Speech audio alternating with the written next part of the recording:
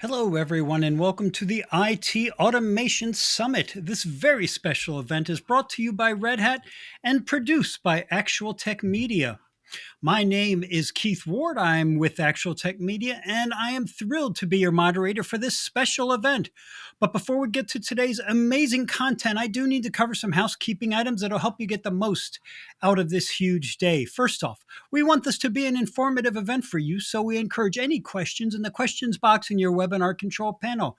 Now, this event does not offer the ability to ask questions live, but don't let that discourage you. Ask all the questions you've got, and Red Hat will follow up with you to get those answers. That Q&A panel is also the place to let us know about any technical issues you might be experiencing. A browser refresh will fix most audio, video, and slide advancement issues, but if that doesn't work, let us know in the Q&A and we'll get right on it and help you out. Second, in the handout section of the control panel, which is right next to the questions tab, you'll find some great resources, including a link to getting started with Red Hat Ansible. You'll also find links to the Actual Tech Media Decisions Group, which is a panel of IT decision makers that you can apply to join. Members get to participate in some more in-depth events and other opportunities. In addition, you'll find a link to the ATM Events Center, which has our calendar of upcoming events just like this one. And I encourage you to take advantage of those resources now and share them with friends and colleagues. Okay, next, at the end of this webinar event, we will be awarding a $250 Amazon gift card to one lucky registrant. And note that you must be present for the entire event to qualify for the prize. The official terms and conditions of today's prize drawing can be found in the handout section. Scroll to the bottom and you'll find the prize terms and conditions link right there. And with that, why don't we get to today's content? Now, today's event is a bit different than many of our events in that the content has been pre-recorded. It's from a recent Red Hat conference about using its Ansible platform for cloud automation. Moving to the cloud brings with it a host of challenges, as you know, and one of the biggest is how to manage all of it. It's obviously too big a job for one person to handle manually, and that is where Red Hat Ansible comes in. Ansible is an end-to-end automation platform to configure systems, deploy software, and orchestrate advanced workflows. It includes resources to create, manage, and scale across the enterprise. In short, Ansible is your cloud automation partner.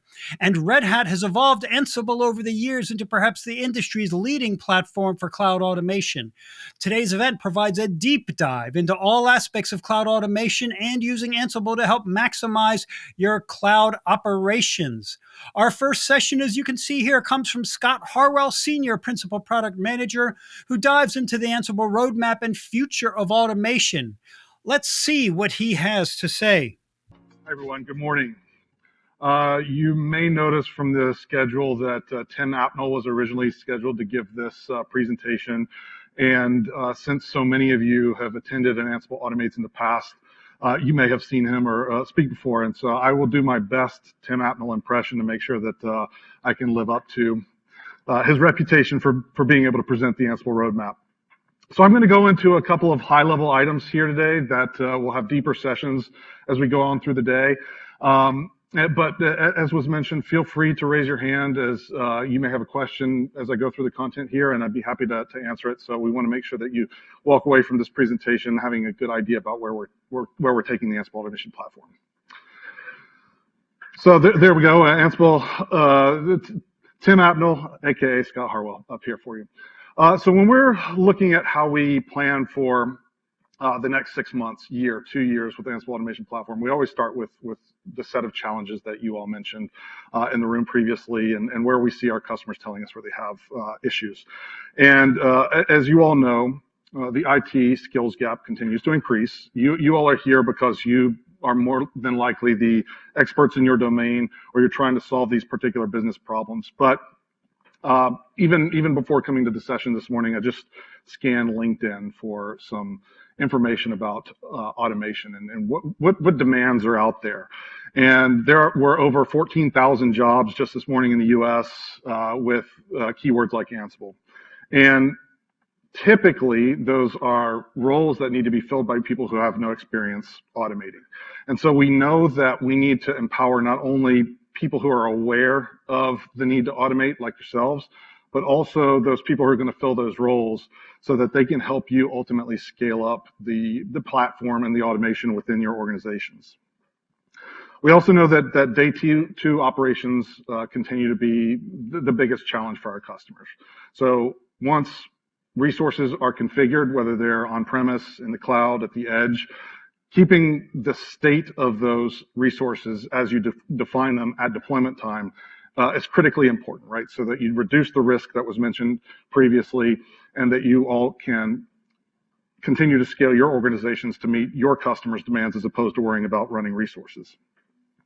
And then lastly, there's just too much complexity, right? As we move from on-premise deployments where hundreds of VMs will have run previously now to hyperscaler scales, where you've got resources running across different clouds, on-premise, at the edge. We want to be able to bring all of these resources into a singular view that allows you to manage them, to gain insight into how you can improve the way that they operate and run, and again, reduce the risk for your organization. So Ansible Automation Platform is built to address these problems. And what we're looking to do in the future is continually improve in addressing these problems. It removes the repetitive tasks that your automators require to remove humans from the equation, whether it's to reduce human error or to improve the speed in which a particular action can be taken.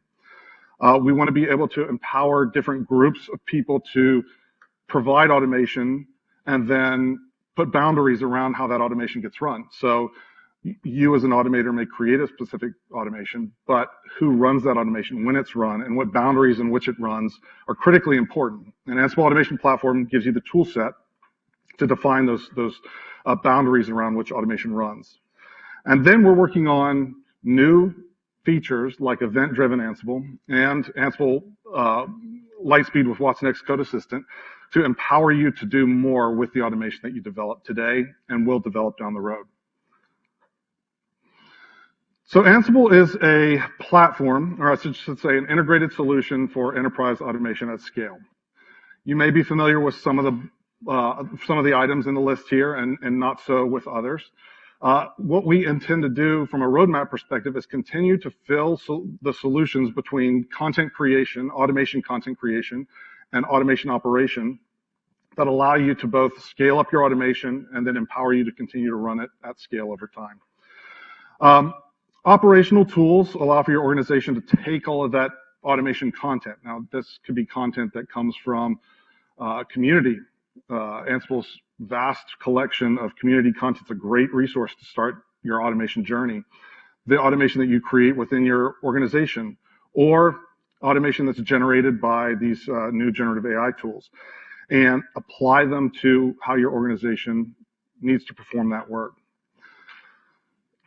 Red Hat also has capabilities like Red Hat Insights and our operational analytics that allow your business owners, the people that need to make the decisions about how to apply new automation or where to apply automation, to feed them with data to make informed, data-driven decisions so that you all can continue to improve the automation lifecycle within your organizations.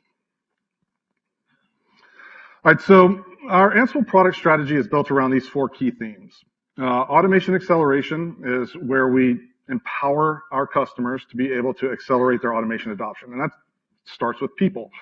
As I mentioned previously, the scale of automation with people begins with getting novice automators, giving them the power to start automating to begin with. And so our product roadmap is built around accelerating their growth to be able to provide value for your organization. For those of you that have seen recent announcements with IBM, with Ansible Lightspeed with IBM watsonx Code Assistant, you know that Red Hat is deeply invested in using generative AI to help be one of the pillars for solving this problem. And we'll dive deeper into that in the session later today. But we also want to be sure that you're empowered with content that allows you to start automating out of the box so that you don't even necessarily have to know what to do with Ansible, but you have turnkey automation to help you get started.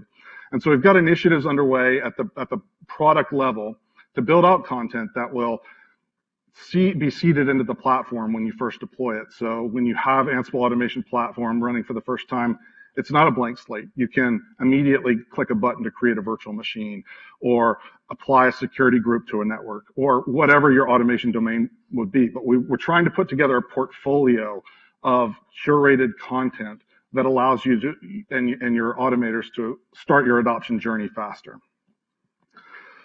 Hybrid cloud automation is a combination of multiple things.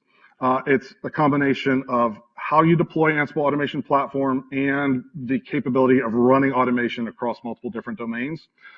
I'll dive into how you deploy Ansible on the clouds in a session later today, but we want to make it super easy for you to be able to go to a hyperscaler of your choice or to your on-premise IT department and click a couple of buttons, have Ansible automation platform up and running, and then be able to start your automation journey so that you're not worried about spending days, weeks, months on an implementation lifecycle for Ansible automation platform. We want it to be available and ready for you to start automating immediately.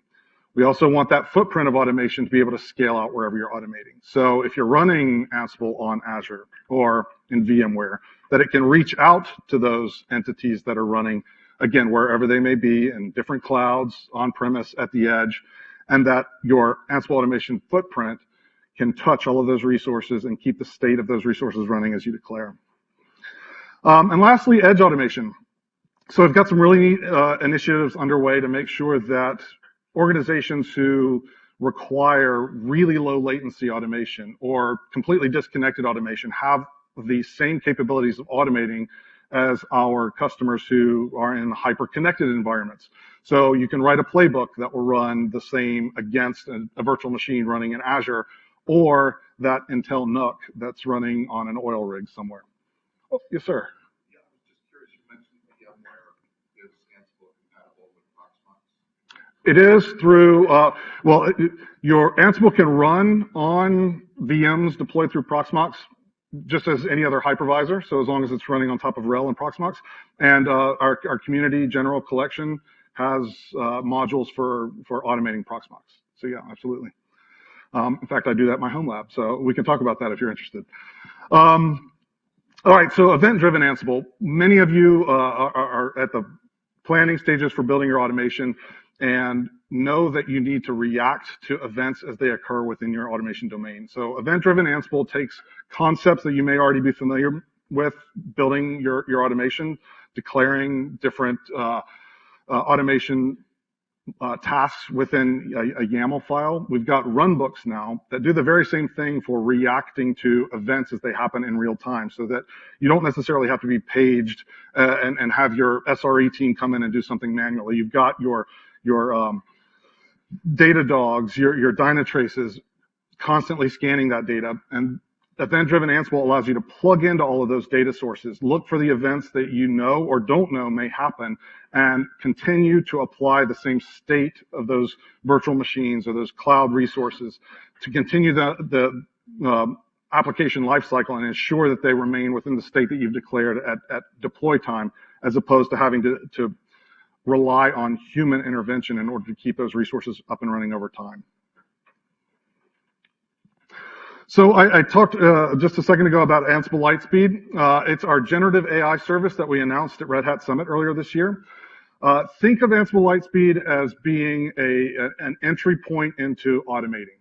It's not going to be as advanced as your automator who's been building out Ansible automation for 10 years. But what it can do is give your novice automator and your automation expert an opportunity to bridge the gap without necessarily having to train a novice automator from the ground up to build automation directly. So what you can do with Ansible Lightspeed is declare a specific intent that you want to automate. So describe in natural language the automation that you want for it to occur. It operates at the task level. You can say, I would like to create a virtual machine with this security group on Azure, and it will build out the 2 tasks that you just described in English into your playbook. And it will do it using Ansible best practices so that you can be ensured that the automation that comes out of Ansible Lightspeed, and therefore the person asking for that automation, has given you valid Ansible. It will scan with automation, with Ansible Lent and meet validation requirements. And then should be able to be deployed in production with minimal alteration. Now, obviously, with any generative AI, you want to be sure that the person who's asked for that task, that you've validated it. But again, it gives that novice automator the ability to receive the YAML that Ansible will use in order to automate and build something from that starting point, as opposed to using Google or having to ask that tenured resource who's experienced with Ansible how to do that kind of thing. And we want to continue to build up other automation content, as I mentioned earlier too, right? One of the things that we're working on right now is leaning into Ansible as an automator of automators. So for those of you who are on the previous session, the question was asked, what do we see a consolidation of automation tooling happening within the industry? And obviously, we would like Ansible to be the automation tool that everybody uses for every use case, but that's not practical. It's not the use case. And on the next slide, I'm going to dive into how we're working with how we're building an Ansible Terraform module that can help combine the configuration as code and resources as code in order to deliver the use cases that we were talking about earlier there, where you've got all of the resources. Excuse me. Okay, here's our Terraform slide. So it gives you the ability to create your resources with a declared state using Terraform, and then manage those states over time using Ansible. But Ansible can be the declarative language used to build up your infrastructure and then manage it in your day 2 and day 1 operations. So I mentioned hybrid cloud automation previously, and there are too many logos to put on a single slide for how we envision hybrid cloud automation working.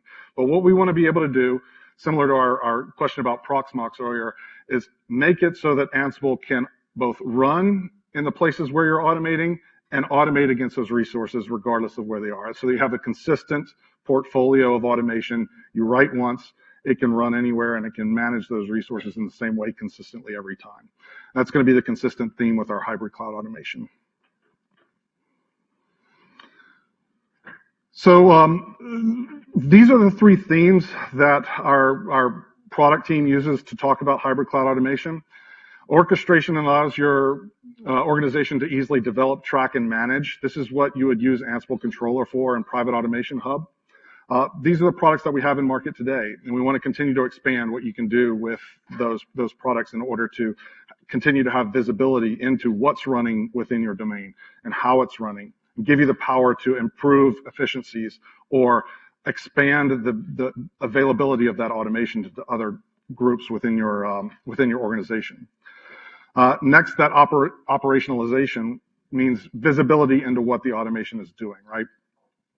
So how the automation is running operationally. Is it efficient? Is it operating when you expect it to? Are there problems? How do you take action when there are problems?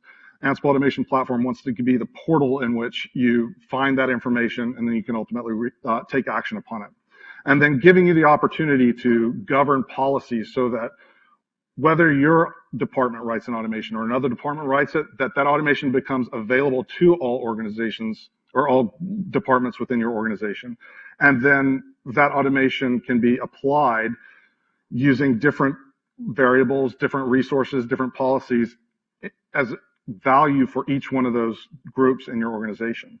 So this means that you're not reinventing the wheel every time you write an automation playbook. It allows you to write once, then run depending on the needs of the group that needs to run it. So event-driven Ansible is a new capability that was announced at Red Hat Summit this year as well. It allows you to follow the entire life cycle of a particular resource. And in this case, we talk about observing those resources, and that observation can happen through any different observational mechanism that you have, whether it's logs running, syslogs running on the Linux box, or it's Azure Cloud Logs, or something from Dynatrace.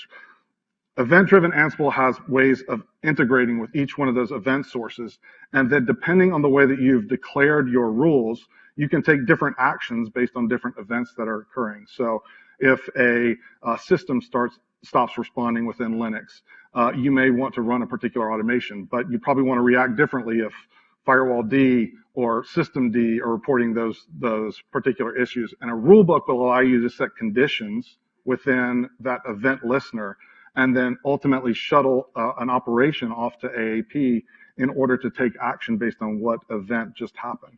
So this is really powerful in taking the first state of automation, which is being declarative upfront about what needs to happen, and then applying it to actions that are happening in real time within your organization. And event-driven automation will be that glue, that connective tissue between events that are happening now and events that are happening down the road. Your declared state will allow you to always maintain that understanding of your infrastructure and, again, reduce risk. And I think I hit the wrong button there. Okay, here we go. So I talked about different event sources previously. And again, what this allows you to do is reduce the fact that humans are involved with a given event process. Your event listeners are listening and managing those events based on how you've declared your rule books up front. And that allows you to remove humans from the equation, either whether that's making a decision immediately or whether that's reacting to a certain situation. And again, being able to declare your state so that you can reduce risk within your organization. All right, and again, event-driven Ansible can integrate with resources regardless of whether they are running in the cloud, the edge, on-premise, regardless of the infrastructure type. You really have the entire capability of Ansible automation platform here, but the new opportunity to interact with them based on these events. And lastly, we've got our edge automation. And so we do have a whole subset of customers who need to run Ansible on location, whether that's in disconnected environments or in retail locations. And what this allows you to do is run your platform with the automation that you've built on device at those locations. And so if you're a fast food organization running your drive-through window and the cash registers go down, event-driven Ansible can be listening to events from those cash registers, take action on location using Ansible at the edge and repair and fix those cash registers so they're operating in real time. So this holistic story of bringing automation to your organizations, to wherever it's running, gives you the power to automate at scale across your organization. And this is only a high-level overview, a brief insight into what we're working on, but we're really looking forward to how you all can take advantage of Ansible Automation Platform, and I'm happy to answer any questions that you might have. All right. Our next speaker is Frank Wu. He is an automation sales specialist with Red Hat. He will be looking at Ansible from the developer perspective. So let's go in and hear what he has got for us today. So my name is Frank Wu, and I will learn how to use this buzzer. So today I'm talking about the Ansible Automation Developer, what's new, kind of what's in place today, and along with what's ahead. So let's just jump right in. So this is the agenda. I'm going to talk a little bit about the history of the development with Ansible. I'm going to talk a little bit about the automation challenges, which I'm sure many are familiar with in this room today. And then I'm going to talk a little bit about what's coming ahead in terms of Red Hat for next year, for early 2024, as well as later. So just a brief history. I mean, it's pretty crazy to think, but the open source Ansible project today is actually over 10 years old, right? It's pretty long, right? Since 2012. And one of the first original promises of Ansible when it first came out was this idea of batteries included, where the underlying automation modules, right? If I'm automating a RHEL box or a VMware box, I didn't need to download additional software libraries. It just came with Ansible itself, right? And it was really convenient. It was great. Everything was batteries included. As the Ansible community grew, though, one of the things that we saw was Ansible grew to be such a large and vibrant open source community that the pace and the frequency of these new modules was being bottlenecked by Ansible core itself.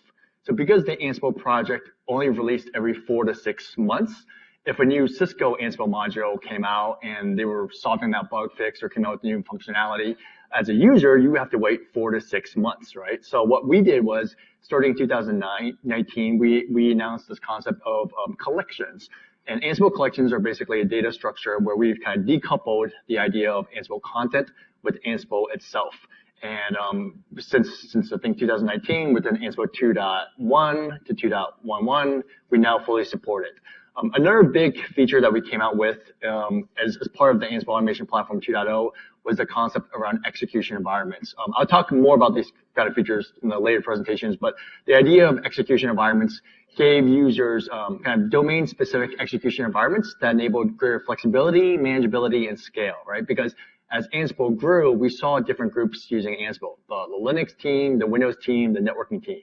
As a network automation engineer, all I care about is my Cisco Arista switch, right? I don't necessarily need Ansible content for Windows, right? So there was this idea of encapsulating all the dependencies within a dedicated execution environment.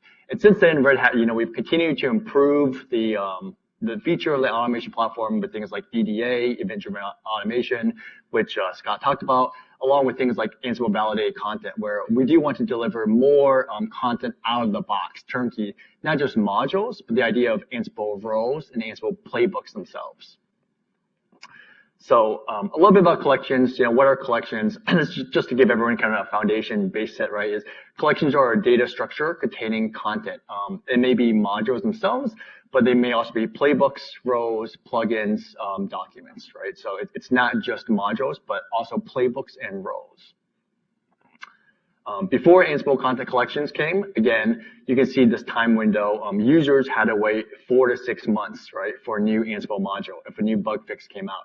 And there's nothing wrong with this, but as the Ansible community grew, we saw certain ISVs like F5 or others, they were constantly releasing new Ansible content, right? And we wanted to get that content out faster to the users so you guys could benefit them from whether it's a bug fix or a performance improvement or whatnot. And here you can see that today with the release of Ansible Content Collections, we've decoupled the release cadence. So today the Ansible distribution pulls down from Ansible Core as well as from the Ansible collections.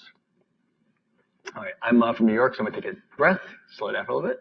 All right, so the idea of an automation engineer was born. Again, this is kind of what I talked about, where we saw communities form around specific domains of expertise. This is something that Red Hat saw within the open source community. For example, there's specific network automation communities within the open source community, but these communities may also exist within your own company, right? Within your own company, you may have the Linux engineering community get together and talk about what is the process to patch our Linux servers, right? How are we going to orchestrate this, right? The storage guys may have their own specific process. The networking guys may have their own process. And the idea was to kind of ensure some sort of like governance structure around authoring, packaging, and distributing this content. So there are challenges though, right? Because there's a lot of different devices, there's a lot of different collections, and they may have different dependencies. The AWS Ansible collection may require a different version of Python, right? They need this version of Python. And then, this particular group has been automating with Ansible 2.8 since a couple years ago, but this group wants to use Ansible 2.12, right? And they don't want to refactor their playbooks, right? So how do I manage that? How do I keep it aligned? Historically, we utilize virtual Python environments, but now, as I mentioned on the prior slide, we have this concept of execution environments. And all execution environments is just a container image. So just think about it as a container image based on Rail with UBI. And all that container image does is it encapsulates any relevant Ansible collections, any dependencies like this version of Python, and any dependencies on Ansible core. And what automation execution environments really solved was they solved the problem of, hey, this works on my laptop, but it's not working in production, right? Because you have a different version of something, right? Automation execution environments basically allowed the individual who's working on the automation content on their laptop to have the same version of their software as they're going to run it in production, right? And that was really big, and it allowed you to kind of offer different flavors to different teams, right? If you're a central IT team and you have different constituents for the Windows group, for the Linux group, for the network group, you could offer them different type of runtimes and have more flexibility to manage those environments. So that's kind of where things are today. Now, what are the challenges? So the challenges usually always come down to people and process, among other things, right? The technology challenge is one thing, but I think from an organizational structure, I'm assuming most of the folks in this room probably have some sort of level of Ansible expertise, right? The automation skills gap isn't not just a gap problem, but it's around the varied levels of Ansible usage. If you work for an organization today that has 100 engineers, right, you may have a small group of maybe some hardcore users that the other groups rely on, right? Even though Ansible is a readable syntax, it's based on YAML, there are varied levels of Ansible, right? And people have different tool preferences and different compatibility. Depending on the team, one particular team may have more technical debt than the others, or be constrained organizationally from a security policy perspective. Maybe they work on a particular product or group or networking that's more a lockdown, right? And that's hard. Again, from an organizational structure on the very bottom, it may be hard to align standards or best practice, right? I work at such a large organization. I want to empower people. I want them to write the Ansible playbooks. But at the same time, I want them to have write playbooks in a particular manner, in a particular syntax, in a particular format, right? So how do we solve these problems? It's difficult, right? And one of the things that Red Hat, that our vision is, and what we're aiming for, is this idea of a better code, right? Automation only really works if you have better code. And better code really has to come from the enterprise level from multiple teams. There's certainly the concept of the individual hero, and the individual hero is great and useful, but in order to really unlock value, you really have to have automation code that scales across domains. That's not just siloed within the Linux organization, but Linux, Windows, storage, networking, and orchestrates across the entire organization, right? And the code needs to be able to be, work together with all the teams where people have institutional knowledge, tribal knowledge in their head, but people have to be able to trust the code, right? That's the difficulty, right? If they don't, how do I trust the code? And then one of the biggest challenges too, as well, is how do I maintain the code? A lot of times individuals or teams may be able to write the code for a particular use case, but 2 years from now, 3 years from now, everyone trusts it, we like it, but how do we maintain it? Who maintains it, right? These are challenges, right? So part of the solution from Red Hat we see is certainly generative AI, right? This idea of Ansible Lightspeed with Watson Code Assistant. Scott mentioned these large language models, they're as good as the data that they ingest in. So someone brought up on the questions, what's the difference between ChatGPT? ChatGPT looks at the entire internet, right? Maybe someone's got a blog 6 years ago where they used some Ansible code, and ChatGPT takes that data, and then they're using that data 7 years ago, 8 years ago, someone's personal WordPress blog. That's the Ansible code. Within Ansible Lightspeed, we're using data that's only from trusted, kind of proven Ansible content and Ansible experts. And then we're using that data to generate the recommendations in a very specific Ansible manner, as opposed to a general purpose model, right? So Lightspeed we see is certainly one part of the pie. The other part of the pie are the two other columns. So in early 2020, we're going to be announcing a single installer with a lot of Ansible developer tools around building and testing and deploying Ansible content. A lot of these tools I'll talk about later, like Ansible Lint, Molecule, are already upstream, but we're going to kind of compile them together, have a supported version in a single installer for our enterprise customers that you can trust. The automation developer experience is another vision that we're really investing heavily on, and this is still a work in progress, right? But what I would say the biggest thing, the biggest challenge we have is a lot of our users are working with a lockdown Windows desktop, right? Even though Ansible kind of grew up from the Linux space, it's really spanned now to touch and manage Windows devices, network devices, storage devices. But how do I enable users who are working on a lockdown Windows PC to be able to use that device and be able to author and manage and create Ansible content, right? That's something that's has been a challenge historically, but Red Hat, we are trying to come up with a more opinionated framework and a more turnkey environment to enable that for your users out of the box, right? Where you can grow your Ansible footprint at your company, where again, everyone's using a lockdown Windows PC, but how can I enable them to write and manage, deploy Ansible content? And that's something that's further out in 2024. That's going to be more closer to Red Hat Summit, more the later half of the year. So what are the actual components? Lightspeed itself is so from, again, different from ChatGPT, you're not going to a browser. Ansible Lightspeed itself is built directly into the IDE through a VS Code Studio plugin. And then it integrates into a service that we call Red Hat Lightspeed, where you can manage the number of users who are actually using the service that then connects to the generative AI service based on IBM Watson Code Assistant. Today, it is a cloud service, which means it goes to the IBM cloud, but in future iterations, there will be on-premise versions. So what that means is if you work at a large organization that's in healthcare, banking, and you might have specific data that you don't want to just send to the internet and give to ChatGPT, you could actually have a generative model that's custom tuned to your organization, produced on premise, assuming you have a lot of GPUs as well, right? Again, these are very different, these are nuanced differences, and kind of give you an example of some of the differences between Lightspeed that's purpose-built for Ansible versus like a general purpose model like ChatGPT. VS Code plugin is great. It's part of the Ansible Automation Platform subscription. There's live validation of code. There's integration with all the development tools. So one of the things we're doing is we're not just relying on the Watson code for generating Ansible playbooks, but we're actually linting the Ansible code itself, right? And the documentation is also referenced. Let's see. There's Ansible Content Navigator. Ansible Content Navigator is a command line tool for running, testing, developing Ansible content. Some of you may be familiar with maybe Ansible-Playbook. Ansible-Playbook enables you to run Ansible through like command line, but it doesn't work well with containers. So Ansible-Navigator was really designed to kind of give you access to the container world with the execution environments.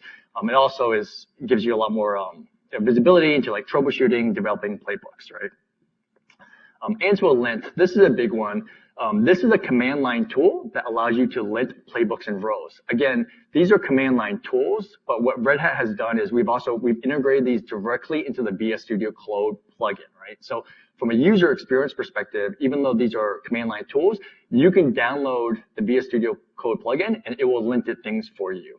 Linting is very important because it gives people consistency, but also it helps with upgrading playbooks, right? If you have old Ansible playbooks today based on a particular version and you're trying to migrate to a new version because it's end of life or you're looking for performance improvement, Ansible linting is a great way to kind of programmatically look through some of your old code. And this is something, again, the Red Hat business model. This was an open source project for a few years. It's in the upstream. We didn't support it, right? But it's part of the Ansible community.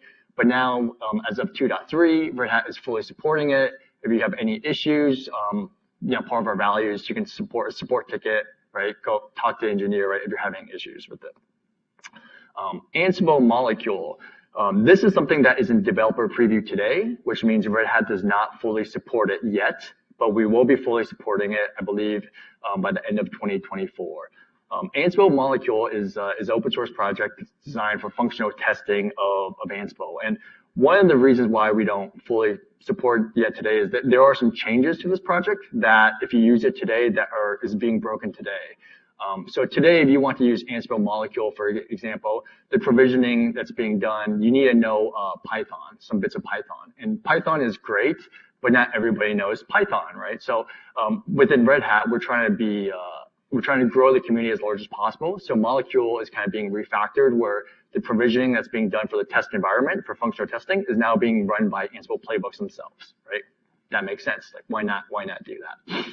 Molecule itself, when it was first written, it wasn't designed for execution environments or container images. It wasn't really designed for collections. So there are some, again, technical changes that are coming that Red Hat's investing in. And once those changes are made, we will be fully supporting it as part of the Ansible automation subscription as well, right?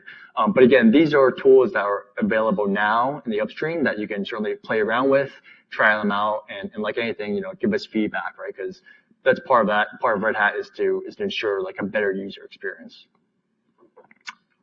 Let's see, Ansible testing framework, right? More stuff for developer tools. Again, this is going to be coming out in early 2024. It's a single installer with all the testing components. So all these projects I mentioned, like Ansible Lint, Ansible Molecule, there's other testing tools like PyTest and Tox. Everything's going to be in a single installer that people can easily access to. And we are working on making these fully supported, but also accessible through specific interfaces. And what that means is these are all command line tools that you can use in command line if that's your jam and you like it. But we want to integrate these directly into the VS Studio Code plugin, right? So that way your users who are using these lockdown Windows PCs, when they're going to the IDE, the Visual Studio Code plugin, and they're typing their Ansible code, there's already a built-in mechanism to test that Ansible code or lint it, right? And then because of that, we're going to produce better code for everyone else. That's the vision, right? Again, this is something that's coming out probably early 2024. Molecule and PyTest and Tox, these are just testing tools from the Python world. So if folks are writing like custom Ansible plugins using Python, some of these tools are industry standard tools already that the Python community is using that Red Hat would now support. And again, it would directly be integrated into that VS Studio Code plugin. So the takeaway is, if you haven't been using the VS Studio Code plugin, now's a great time to check it out. Finally, there's also going to be this concept of Ansible-Creator. This is actually live on GitHub. This would probably not make it into the package of development tools in early 2024. This would probably be closer to Red Hat Summit or the later half. This is, again, it's a command line tool that provides scaffolding for a lot of content collections. So if you're familiar with the scaffolding on Ruby on Rails, again, this is more about creating folder structure, creating syntax. The idea is to standardize on things, right? Because when humans do it, Bob does it a particular way versus Rob. With this tool, the idea is you can standardize on things based on proven practices, patterns, and behavior. You'll have the ability to automatically test things and even generate modules from open API schemas. This is available now on GitHub that you could try out, test, play around with. For Red Hat, we won't be fully supporting it in early 2024, but probably will in the later half, right? Again, this is part of how we do software development, right? It's all in the open source. It's all part of the community. We kind of work with it, take community feedback, and then we consolidate it, we standardize on it, we ensure it's hardened, it's secure, and then we package it in a single package for you guys to consume. And that was it. I know I talked fast. The biggest takeaway I would say is, for folks, I don't know if everyone is familiar with the Ansible forums. There's a new forum link at forum.ansible.com. It's actually a great online message board. So if there's specific tools that you guys are playing around with, like Ansible Creator or Ansible Molecule, and you're like, this is not working for me, or I'm having issues with this, right? It's still open source. The Red Hat engineers are directly on this message board that you can take out, right? And again, part of the thing that we take very seriously is certainly customer feedback, user feedback. So this is something, it's a cool place to check out. You can go hang out and mingle. It's pretty active now, but if you're not familiar with it, definitely check out forum.ansible.com as well. And up next, you will see a familiar face on your screen. Yeah, that is Scott Harwell. He is at it again. This time, he's going to be discussing Ansible from the cloud marketplace perspective. So I'm back up to talk about Ansible on the clouds.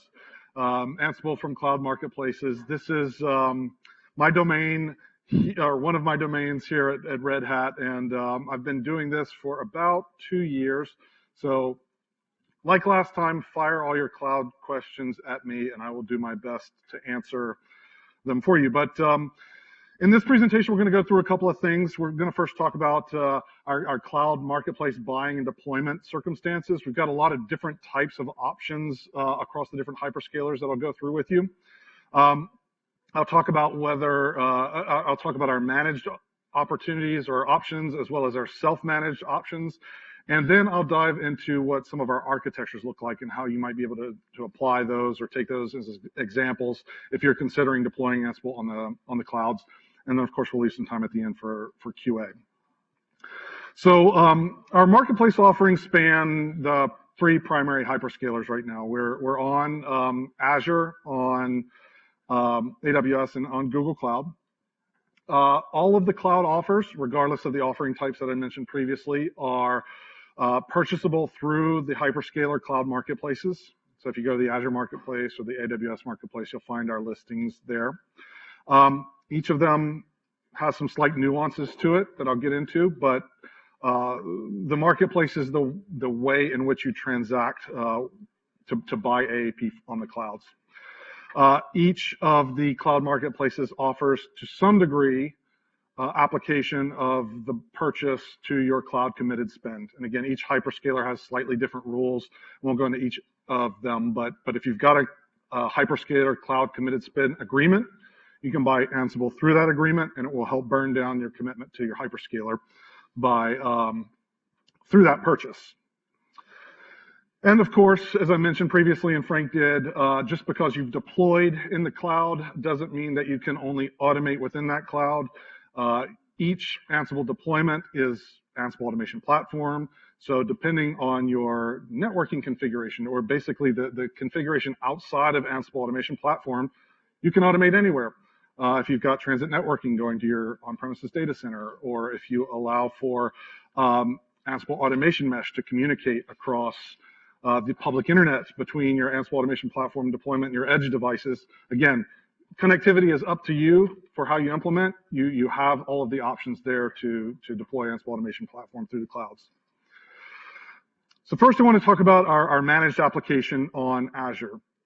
And the best way to think of a managed application, or at least the one that we've implemented, is kind of a shared responsibility deployment model between Red Hat and Microsoft as part of this model. What happens is Ansible Automation Platform is actually deployed into your Azure tenant with this model, but Microsoft has created this kind of special connectivity tissue where Red Hat SREs can manage the life cycle of the managed application. So we monitor to make sure that AAP is up and running, that you're not hitting resource limits. We upgrade the platform for you. Effectively, it's deploy and focus on automation as opposed to focus on getting AAP up and running and then automation. Because the managed application sits within your tenant, you can impact it. So that's where I bring in that kind of shared responsibility statement from earlier. So for instance, if you've got a security policy or a resource tagging policy, that can actually impact the function of the managed application. And our SRE team can help overcome policy issues, things like that, whereas you would have to troubleshoot that type of issue if you were deploying it in an entirely self-managed offering.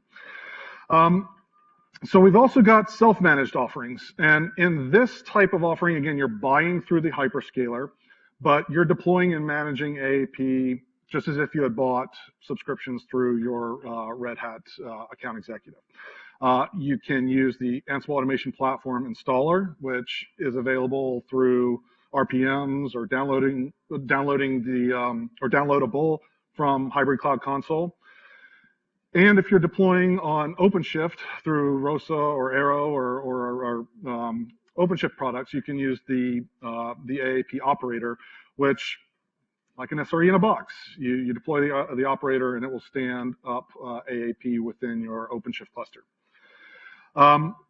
As I mentioned, customers are expected to manage this just as if you had deployed it on-premise in a self-managed capacity. That doesn't change with our self-managed cloud offerings. It's mostly a difference in how you buy as opposed to how you deploy. And so now let's dive into what our deployment architectures look like. So again, with our managed application on Azure, we bring a very opinionated infrastructure to the solution. Again, what we don't want you to be thinking about is how to keep AAP up and running and the uptime and management of the platform. So we have a scaling deployment, an auto-scaling deployment, spins up and spins down as you're running your automations on the platform. It will use a specific infrastructure shape in order to manage that deployment.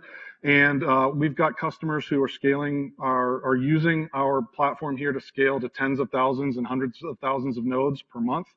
And again, our SRE team monitors and manages that platform. So if your organization scales up to that level and you start to hit the boundaries of that opinionated architecture that we've brought, then they will tweak the platform on demand, typically using event-driven Ansible so that they don't have to get into managing the nuts and bolts. And the platform will just scale under the hood. You don't even have to worry about it. Customer-defined deployments can, again, really be anything. So as you all probably know, Ansible Automation Platform, like any software, has minimum requirements for deploying it. So as long as you deploy infrastructure that meets those minimum requirements, the self-managed deployment of AAP through the clouds will meet the minimum requirements for Ansible to run. But you obviously want to take into account the needs of your organization before you choose what infrastructure shape to ultimately deploy Ansible in the clouds. And so what I mean by that is again, Ansible has instructions for how you should deploy automation controller, private automation hub, event-driven Ansible, and the various components of the platform, and execution nodes where you can scale out your automation mesh. So you have full flexibility of choosing what goes into building out that architecture, and we bring some guidance for how you would do it, but it's totally up to you regarding what infrastructure you ultimately deploy and what components of Ansible automation platform you ultimately deploy. On Google Cloud, we have kind of a hybrid between the two that I just mentioned. This is going to move in probably the very near future to kind of that fully customer defined deployment that I mentioned earlier. But right now, we do have a templated architecture from Google Cloud when you buy it from the marketplace. And this is the best way I can describe it is we bring an opinion to the infrastructure shape, which is based on kind of average usage for AAP. And that gets deployed directly into Google Cloud. So the infrastructure itself is still ultimately managed by the customer that buys into the Google Cloud deployment. But again, that opinion on the infrastructure shape is there. And we hope to remove that barrier in the very near future so that you'll have full control over what gets deployed. And I shouldn't have hit the next slide, but I'll just go ahead and mention that those three hyperscalers are obviously the ones that we're in market today. If you all are operating on hyperscaler clouds that we're not already on, or you're interested in different clouds, please come talk to me. I'm always interested in where customers are running their workloads so that we can bring Ansible to where you're doing business. So again, the key here with these hyperscaler deployments is to make it really easy. We want to make it easy to buy. We want to make it easy to deploy. And I've got a couple little animated GIFs here that I hope kind of illustrate the point rather than me just talking through it. So this is a quick little loop, but when you go to the Azure Marketplace, for instance, you're presented with this marketplace offer. And the first thing that you have to do, I have to tell this to every customer because it's easy to forget, and I really want bigger, bolder click here links on the marketplaces for this, but we've got this click here link. And that link basically entitles you to your Ansible subscription so you can get support from Red Hat before you deploy it. This, especially for our managed application, means that if you have a problem during deployment, our SREs will know who you are, not just some random deployment from Azure, and we can help support you and reach out to you. Once you do that, though, you have an Ansible subscription and support entitlement, and then you dive into creating the application itself. And this is obviously as fast as you can type. If any of you can type this fast through the Azure UI, I'll be shocked. But as you can see, you fill in a couple of inputs regarding what you want to name the managed application. You'll set up your networking configuration, so you do have to have it operate within a CIDR block that won't intersect with your other networking ranges. We've got other choices about backup and restore policies, redundancies to give you some flexibility about what resources you pay for with Ansible on Azure, so you don't have to pay for redundant backup and restore policies if that's something your organization isn't interested in. But that's what this UI ultimately walks you through. And once you've checked all the boxes, you click Create. We spin up our deployment engine under the hood, and about an hour later, 45 minutes on a good day, Ansible Automation Platform will be up and running. And so you don't really have to do anything. You don't have to worry about configuring inventory files, running setup installers, or anything like that. The Azure console does it for you. And I will plug, even as recently as last week, I put a video up on LinkedIn regarding how to do this exact same exercise, but with the Azure CLI. So you can basically extract all of these UI parameters into a text editor, configure them in a text editor, and run a simple command, and it will do the exact same thing. So if you're deploying a couple of different AAP environments, just a matter of running a few commands on the command line, and then at the end of that, you're given URLs to your AAP environment. Oh, and here's some examples of what those CLI commands look like. So I've got the Azure deployment over on the left. Again, it looks complicated if you don't operate in the CLI very often, but it really just a matter of plugging in variables to get up and running. One of the things that we've been doing with AWS, which and Google, which kind of align with some of my comments from my earlier presentation, is we're trying to really make it obvious and we're trying to bring the deployment content to you so that you don't necessarily have to have AWS expertise or Google Cloud expertise in order to deploy Ansible Automation Platform if you've already got Ansible expertise. So on AWS, for instance, we've got a collection in our Cloud Content Lab, which has a set of roles and playbooks that you can just call directly, and it will spin up the infrastructure in an example shape. You can obviously tweak variables to change the image sizes and the network ranges, things like that. But again, we've got this content to help you get past having to think about the infrastructure deployment so that you can get to your Ansible deployment as quickly as possible. All right, so let's talk about cloud content. Once you've got Ansible Automation Platform up and running, you need to be able to do something with it. And over the past year and a half, we've been slowly incubating some initiatives inside of Red Hat to help bridge the gap between starting with AAP and getting to your first automation. The broader portfolio effort is an effort around what we call validated content. And validated content is kind of turning into a library where we're taking content that Red Hat employees are writing, content from the community, content from partners, and we're verifying that this content will actually run in the way that it's described within the README or within its instructions. So if you pull down a module or a collection from Ansible's validated content, you can know that Red Hat has at least pulled that content from a trusted partner in order to be able to use with whatever the use case is intended to be. And the Cloud Content Lab kind of narrows that focus a little bit more into very specific cloud use cases. So what we want to be able to do here is demonstrate, how you do very basic use cases like create virtual machines or deploy a VPC or set up security groups, all the way through demonstrating how you'd create a multi-region, multi-availability zone, redundant, multi-database driven application. And so we've got examples from the very simplest to highly complex that are intended to empower you to be able to think about how you can do those same things in your organization. They're not meant to be turnkey, right? We're not going to know how to put together an example that goes that speaks to the specific needs that each lift and shift type application effort might require. But what we can do is give you examples about how we have put together that type of formula, and then you can take that formula and build on top of it as opposed to starting from scratch. The Cloud Content Lab is like our community on GitHub, and you can take a look at the content, and we would love for folks who are interested in more Ansible Cloud content participating in the community for the Cloud Content Lab to drive that effort further. So here's a really quick demo of some pulling the validated content and the cloud content into what we call seeding or seeded content within Ansible Automation Platform.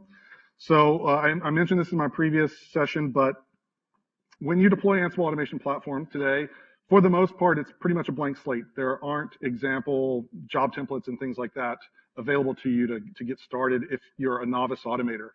And so we've created this example content in the Cloud Content Lab that packages up the validated content and packages up content from the Cloud Content Lab, and we'll seed that into Ansible Automation Platform for you, including credential types, job templates, execution environments, all of the buzzwords that if I'm confusing you with, raise your hand and we'll dive into what that Ansible specific terminology means. But suffice to say, it means we're setting up the Ansible Automation Platform so that you can basically click run automation, fill out some variables, and it will get up and running. We've got about 30 to 50, I don't remember the exact number, so I'm going to be kind of broad, examples that get deployed with that seeded content example here. But please, again, take advantage of where the content can help your organization to help you get automating faster. I hope you enjoyed that overview of Ansible from that perspective by Scott Harwell. And that brings us to our next session, which features Devin Parrish, and he will be showing us how to automate your automation. Oh, sounds very, very meta. Let's go see what he has got to say. And thanks y'all for being here. Peanut's really smart, so she can handle writing a playbook pretty easily, I think.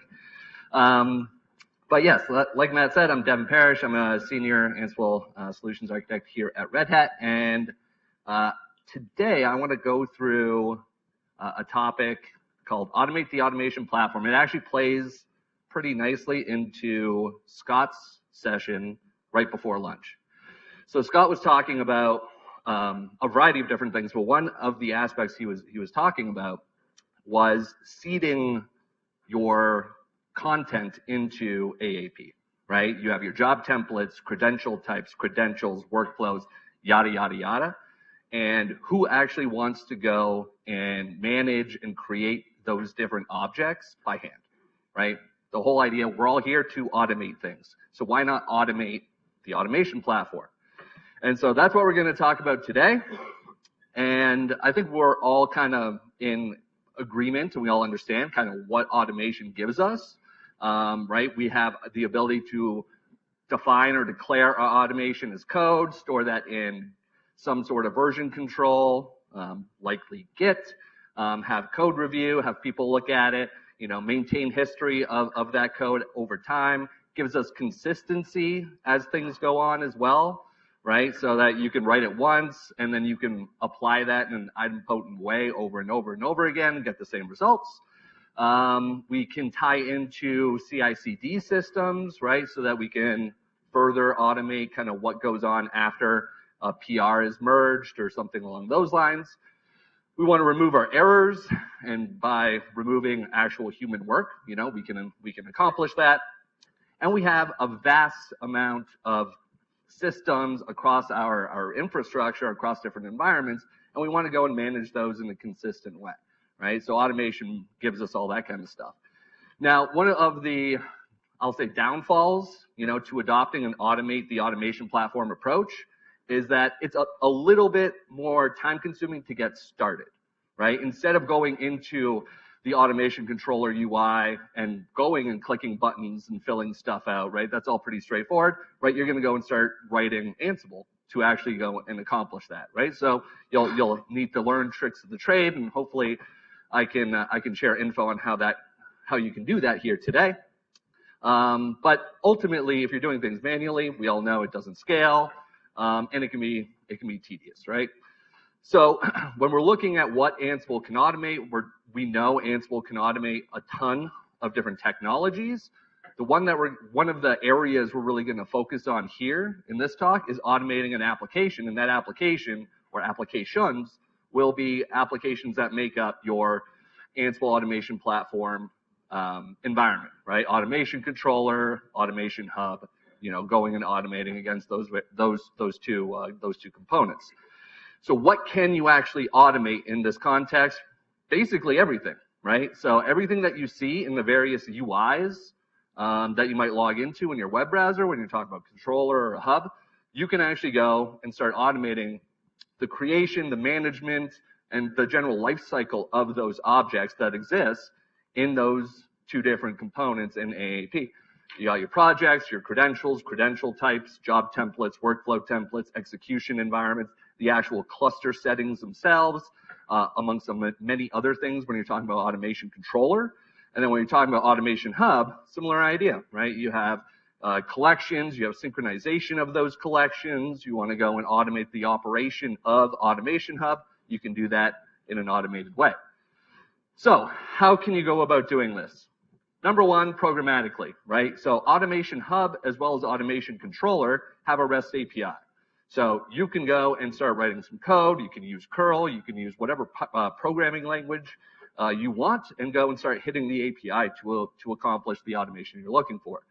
But there's some challenges, or there's a little bit of learning required to actually accomplish that, right? And here we are, we're talking about Ansible. Why not leverage Ansible to obfuscate, right, those underlying API calls to make things simpler for us?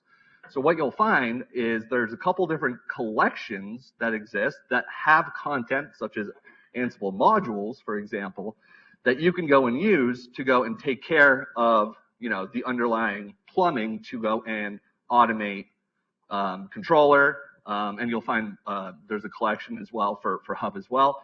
But you have a couple collections for the controller side of things. So you got AWX and you have controller, and those provide modules and various Ansible content to go and give you the ability to automate those objects that we mentioned a few moments ago, right? So manage your job templates, workflow templates, etc.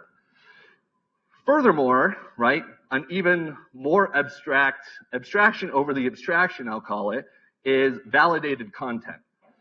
So we have validated content that you can find, for example, on Public Automation Hub, that are going, and the validated content here is going to provide you even easier and simpler ways to go and manage your Ansible environment, your AAP environment.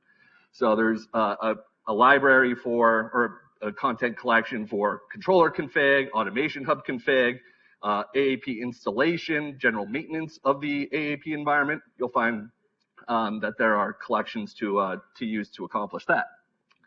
Now, if I go back here, right, as we look at this slide, and when you go from like left to right, you are adding abstraction and you're creating more simplicity in terms of how you're defining and declaring your automation, right? So you have the most complex on the left-hand side with the programmatic approach, and then you have the more simple approach on the right-hand side when you're talking about automation libraries. You can use whatever approach floats your boat, but just to kind of think about it that way, what's the easy button? Look at the right. What's the more hands-on approach? That would be what's on the left. When we're talking about those two collections, the AWX and the controller collection, a bunch of these modules are written to essentially just communicate with the controller API, right? So you have a module that maps to some Python code. What is that Python code doing? Going and spinning API requests to an endpoint on controller. What you need to provide for these collections, and the vast majority of the modules that are found within these collections, information about where the API lives, right? So what's the URL for your cluster? What's a username? What's a password? What's an OAuth token? That kind of stuff. And then once you provide that info, then the modules will be able to and will go and communicate with the API for controller to accomplish what you want to do. You'll find the AWX collection on Ansible Galaxy, and then you'll find the controller collection on Public Automation Hub. So just to give you an example of what this might look like, right? So here, we're using a module from the Ansible controller collection to manage a project. All right, so what you can see, right, just regular old Ansible stuff. We're executing this against localhost because it's just going to go and make API calls, so we don't need to actually go and reach out to anything if we can just hit that API from wherever we run this from. And then we're just passing in parameters to the module, right? Controller host, the username, the password, the name that we want to assign to the project, a description, what organization owns it, and what type of project, where does it live, maybe credentials that need to be passed in if it's a private repo, that kind of stuff. Now from there, we have validated collections, right? So these are the four abstractions that we saw earlier on the right-hand side of the slide, but we have a collection that contains controller-related config. We have a collection that contains Automation Hub-related config and modules. We have a collection to manage your execution environment. So if you don't want to go and manually run tools like Ansible Builder to produce an EE and then push it somewhere, there's the EE utilities collection and roles there. And then we have the AAP utilities. So this can do stuff like you want to deploy a new cluster with Ansible, then there's content there to do that. Whether it's a VM-based approach or it's on OpenShift, there are roles that are there to do that. And so just to kind of give you an idea of what's available, right, there's a good amount of content in each of these different validated collections. And chances are you'll find a role or roles to accomplish what you want to go and accomplish. In general, the way that these collections work is you feed them variables, and then they make those variables and whatever you represent in YAML the reality, right? So if you wanted to go and take kind of what we saw earlier, where we had the use of the Ansible controller project module, here we don't actually have to use that module directly. We can use a role, and we just feed in a variable that that role looks for to declare what we want our project or projects to look like, right? So here I have a controller projects variable in some file. I have 2 projects declared, and then if I want to go and apply that, then I just include that vars file, and then I can go and include that role or run that role for coming from the validated collection for controller config. So essentially what you're doing, right? You're writing YAML, as we all love to do, and you feed that YAML, you store that YAML in Git, now you want to apply it, right? How can you actually go and make that YAML present or absent, whatever you're looking to do on your environment? There's a few different approaches that you can take. This is not an exhaustive list. I'll show you an example of how we can accomplish this, assuming my demo works. We'll see. But first off, you can use Ansible Navigator, Ansible Playbook, right? If you're just doing stuff locally, you can run Ansible Playbook, Ansible Navigator, feed it your playbook, any sort of params you need, and then it's going to go and reach out and apply the desired state. A second approach is to leverage AAP itself. So you can actually go create a job template, right? You write your playbook, you write your vars files, all that kind of good stuff. You create a job template or a workflow template in AAP, and that template is actually what goes and configures AAP itself. It might be the same environment that you're running that on, or it could be a separate AAP environment. But the approach there would be to actually leverage AAP to manage and automate an AAP instance somewhere. Third approach is to use Ansible Navigator plus a job template or a workflow template. So you can run Ansible Navigator, apply a playbook, which then goes and launches a job template on an environment that goes and provisions an environment. And then and then the fourth option I have here is leveraging some sort of CI/CD tool, right? So whatever CI/CD tool you like, right? There's the ability for you to go and kind of plug things in so that your CI/CD system goes and applies your desired state. So if you're looking at these, visually, right? The Ansible Navigator or Ansible Playbook approach, pretty straightforward. If you're already using things from a command line environment, in a command line way, you just go and run Ansible Navigator, feed it your playbook. It goes and makes HTTP requests out to the environment that you've configured your playbook to communicate with. The second approach, right? You're leveraging automation controller, where you have a job template or a workflow template. You have a project, and that project has that seed playbook, right? That goes and sets up your desired objects. And then that goes and makes calls out to automation controller and or automation hub to apply your desired state. Third approach is to have a playbook locally, use Ansible Navigator in that playbook, right? You're going to go and specify that you want to run a job or a workflow template. That job or workflow template lives on automation controller somewhere, and then that goes and applies your desired state. Or you can use a CI/CD approach, where someone goes, right, they go and declare they want a job template, let's say, to be present on controller. They do their local development, they go and commit, they go and push, open a PR, what have you, right? That gets reviewed. Once review is done, that gets merged into source control, and then source control will go and trigger some sort of CI/CD job to roll out your changes. Make sense? Coolio. Nice. Well, let's see what that might look like. So, what we have here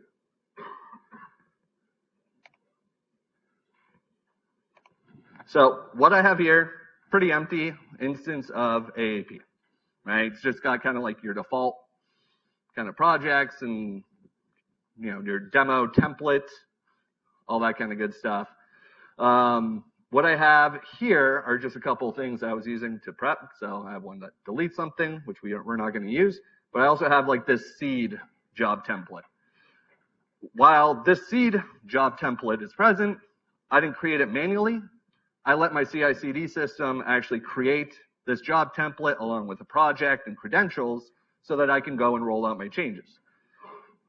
What I'm doing is simply leveraging GitHub Actions to accomplish this. So if we look,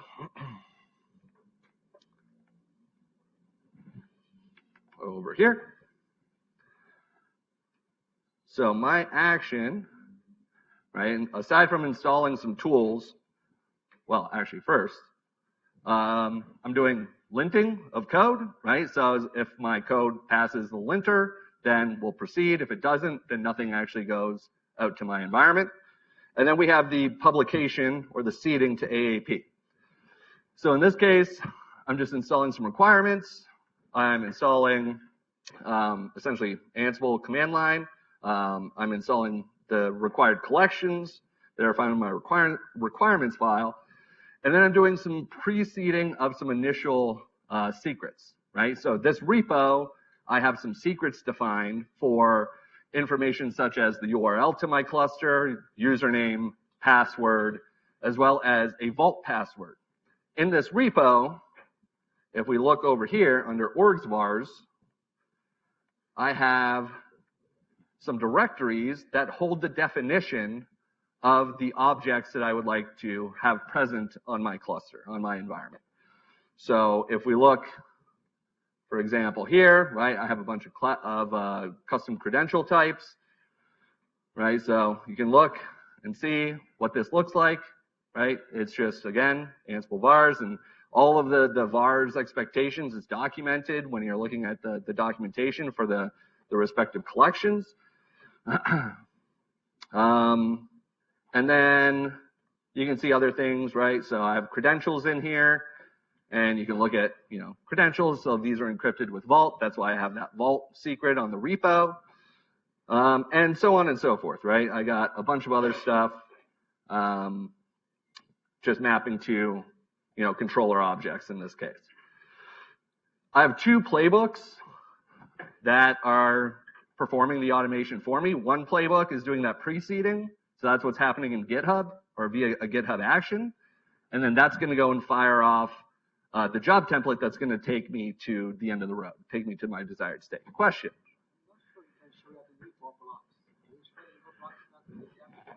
The info blocks custom credential. That's what I have here.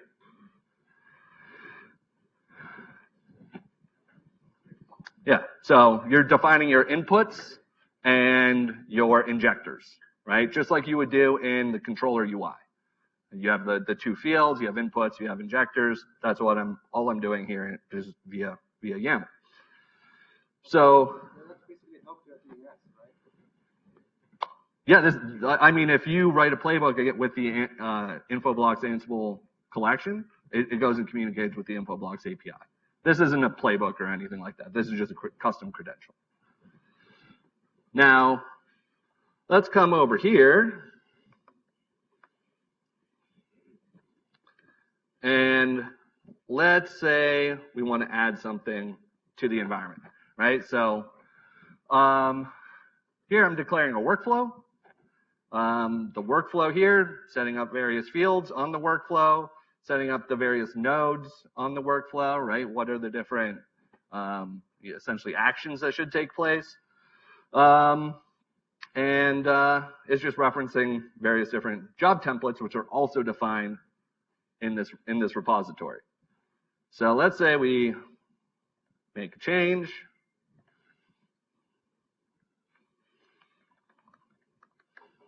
We commit, and we push.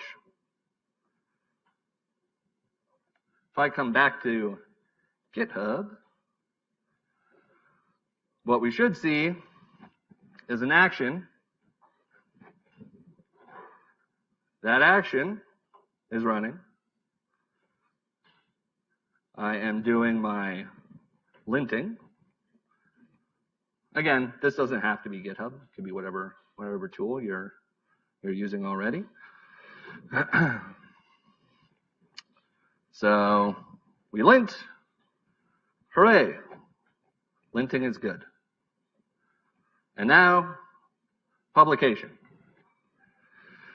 So during publication, once we get to like that run bootstrap.yaml playbook, then what's going to happen is we'll start to see output, right? Just traditional Ansible CLI output.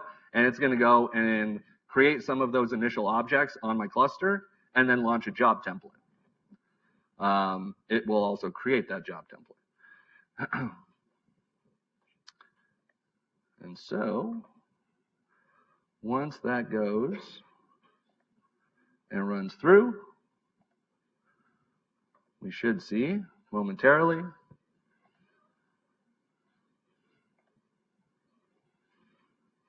cool, right? So it's going through, and you'll see right at the very end, there's kind of two pertinent things that are happening. Well, it's all pertinent, but two main things I'll highlight. Right here, if you look at lines 53 and 54, or 54 specifically, right? It went and applied that seeding playbook to my environment. And then right after, it went and launched that job template.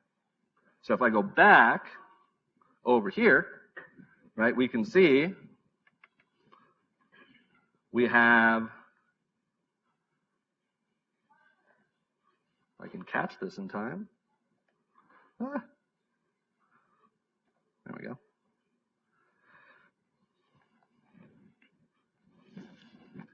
So here's the main playbook that's doing controller config. And so we can see it's already setting up projects and it's waiting for the projects to sync. So if I actually come over here, right, we can see projects being added and being synchronized. And then once that's done,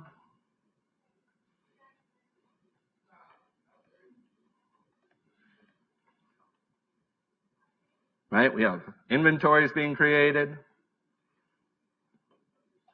job templates. So if we look at inventories, should see I have this home lab one that was just created. And you can see, right, inventory source was added, which points to the hosts that I have.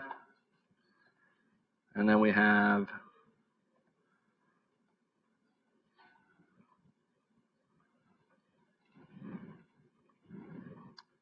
job templates that were also populated. Make sense? Question. Are you using webhooks to do that? In this case, I am not using webhooks from the GitHub side. You can absolutely use that instead of what I'm doing and just have a webhook fire off to the job template or the workflow template to do that provisioning from there. You could do it that way, 100%. Because we have an issue where we are sitting behind the Azure App Proxy. Okay. And we're having issues trying to talk back to GitHub to make that CI/CD flow kind of work in a sense. So Okay. Yeah. I'm just trying to figure out how you're doing it so I could try to replicate. Well, we can chat later Okay. on if you want to come have a chat. Yeah. Just come find me. I'm the one in the red hat. It's orange. Oh my goodness. Hi. Any other questions? Hi. I'm Anthony from Temple University, and the setup is great. It's pretty much the same thing that you can do with satellite, but the question I have is there or can there be some sort of like list of best practices? Because you've gone through and configured a bunch of stuff, but some of those things depend on other things being there first. Yeah. So, which comes first, the chicken or the egg? If there was somewhere to go to say, I should create all my teams first, and then I go in and start creating the projects, so on and so forth, that would be super helpful. So what's actually really sweet is in the controller config collection, there's a role. I'm calling it right here. See the second role called dispatch? Dispatch actually goes through and creates all the right things in the right order. So you don't have to think about it. That role has already thought about it for you. The one thing that you would do kind of ahead of time, though, is make sure your organizations and potentially credentials for like Galaxy or Automation Hub are set up. So I'm just going and including a couple roles first to make sure my orgs and my credentials are first, and then dispatch afterwards to take care of the rest. Yeah. My name is Xiuhepian from the Tapestry. And my question is, this automation, do you have something like a dry run? I believe most, if not all, of the collections or roles are supported in check mode. Because there might be some that I'm not aware of off the top of my head, but dry run I believe check mode is supported. I can look into it to see if there's any gotchas there, but dry run / check mode should work for them. Okay, thank you. No problem. Devin, I'm going to address some of the virtual audience questions here. Any idea how important these modules are? Could they be used to periodically run Ansible against AAP to ensure compliance with a certain config? Sure. Yeah, I mean, if you're talking about ensuring your controller objects, let's say, comply with their desired config or the required config, you can do that with these modules or potentially with the roles, depending on what you want to do. Okay, folks. Next up is Reed Solomon, an associate Ansible principal solution architect, who will be taking us through ways to make Ansible more efficient. You know how important that is for any product as comprehensive and complex as Ansible. Can't wait to hear what he has got to say about that. I'm going to start this session with a disclaimer, just to cover myself, okay? Take these things in mind for as long as I'm talking today. First one, performance optimization in the Ansible world is not something you're going to do once and forget about it, right? This is a process. It's going to keep happening. It's going to keep changing. You're going to keep tuning it over and over and over again. Remember what I said. Ansible is awesome, can do a lot of things. More and more people are going to start using it. More and more teams are going to get onboarded. You're going to have to revisit your parameters or your configurations often, right? Now, the second point is, unfortunately, I can't just give you all a formula and tell you go implement this and everything is going to work fine in your environment. Why? Because everybody's unique. Everything is different, right? Every implementation is different. Every environment is different. Every workload is different. So unfortunately, again, I can't just give you one thing to apply. You're going to have to pick and choose what suits and fits your needs and environment, right? The third one is that this is by no means a comprehensive guide. We cannot possibly discuss in 45 minutes, which are now 30 minutes, everything that you can do to improve the performance of Ansible and AAP and all of those things. Those are the things that I believe, in my opinion, that are going to give you a lot of bang for your buck, right? But again, keep in mind that there's going to be a lot more. However, I promise you that you will find something that you will benefit from today, okay? I try to make this as diverse and as versatile as possible, that hopefully everybody's going to find a setting and a parameter that's going to help them. We agree on those? Everybody good? Okay, let's start by introducing the areas that I'm going to talk about. Today I'm going to try and address 4 different areas where you can make improvements or where you can tweak things to gain some improvements. Those areas are connection, right? Ansible connects to things to automate them, how you can improve that. Second one is your playbooks. How can you improve the quality of your playbooks to make sure that they are optimized or that they run better? Third one has to do with controller or the job templates in controller, right? Your controller settings, your controller deployment, your job settings in controller, and so on and so forth. And finally, the fourth one is the one that gets ignored, unfortunately, more often than others, is external factors, right? We're going to get to, and I'm going to explain exactly what I mean by that when we get to them. But let's start with everybody's favorite section, connection, specifically everybody's favorite connection methodology, SSH, right? Now, Ansible uses SSH to connect to hosts, some types of hosts, to do a lot of things. The first thing that you can do when you're trying to improve your connectivity using SSH is to turn on something called pipelining, right?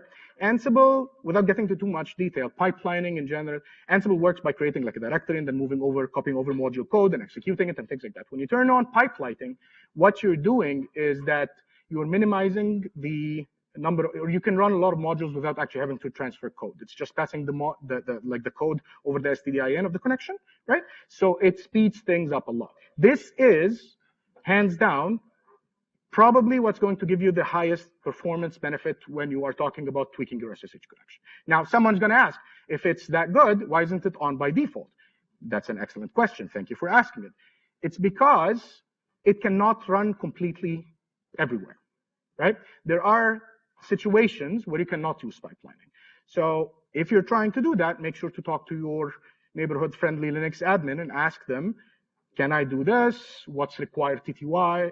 What can I do about it? And so on and so forth, right? I'll give you links at the end to a lot of these configurations that go into a lot more details that will give you some information if you need to have this conversation, okay? Second thing, multiplexing. Multiplexing is basically allowing multiple SSH connections to the same host to use one connection, right? So when you turn it on, you are saving on the overhead that you're using in the initial establishment of the connection, because later sessions can use the earlier connection, right? So it can speed things up a little bit. Now, something else you can do is connection persistence, self-explanatory, right? How long an idle connection can remain open. So you can increase that to make things a little bit better. Now, one more thing you can do is set your preferred authentication mechanism, right? By default, it's going to try a lot of things. It's going to try GSS API, Kerberos, keys, keyboard password. If you know what you're using, why let it guess? Just tell it what you're using. Yeah? You're going to save some time there, right? Now, the time saved by those things is not gigantic. However, everything adds up at the end, right? Keep that in mind, compounding interest. Okay? Now, the last one is host key checking, and let me introduce you to Yellow, the warning triangle. He's going to make a lot of appearances today. Whenever you see him, proceed with caution, right? The reason why he appeared here is because host key checking is not something you should turn off outside of a very controlled environment. If you don't know what that means, or if you don't know what you're doing there, do not turn it off, right? However, again, in a very controlled environment, you can turn that off, and that's going to remove some of the overhead. Okay? This is SSH. Now, there's some more things that you can do, but those are the ones that we will talk about today. Now, moving on to the Windows world, and this is where I'm going to cheat a little bit. What I'm going to discuss here is not WinRM related performance improvements, but some things that you can do on the Windows side that's going to improve the performance of Ansible module runs over there, right? So the first one is, in the documentation, there's actually a snippet that you can run in an admin session. And what that snippet is going to do is, it's going to optimize the startup of PowerShell. Okay? So you run this at the beginning, and this should improve things later. You're going to get links to all of those things. You don't have to take a picture of blurry code. We'll give you copy and paste material, right?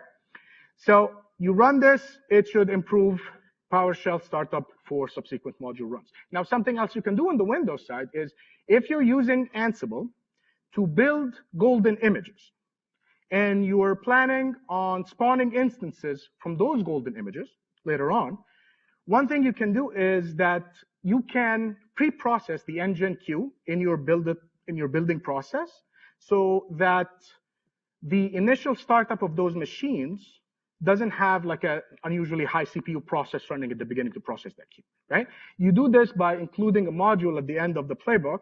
The only caveat to this is this will only work if the instances you're building are of the same CPU type that you process the queue for. Yeah? There's more caveats than that in the documentation. Again, all links will be provided. Cool? All right. This is connection. Now, let's talk about playbooks. Playbooks is what the scripts that we run to automate things in the Ansible world, right? That's the name of our script.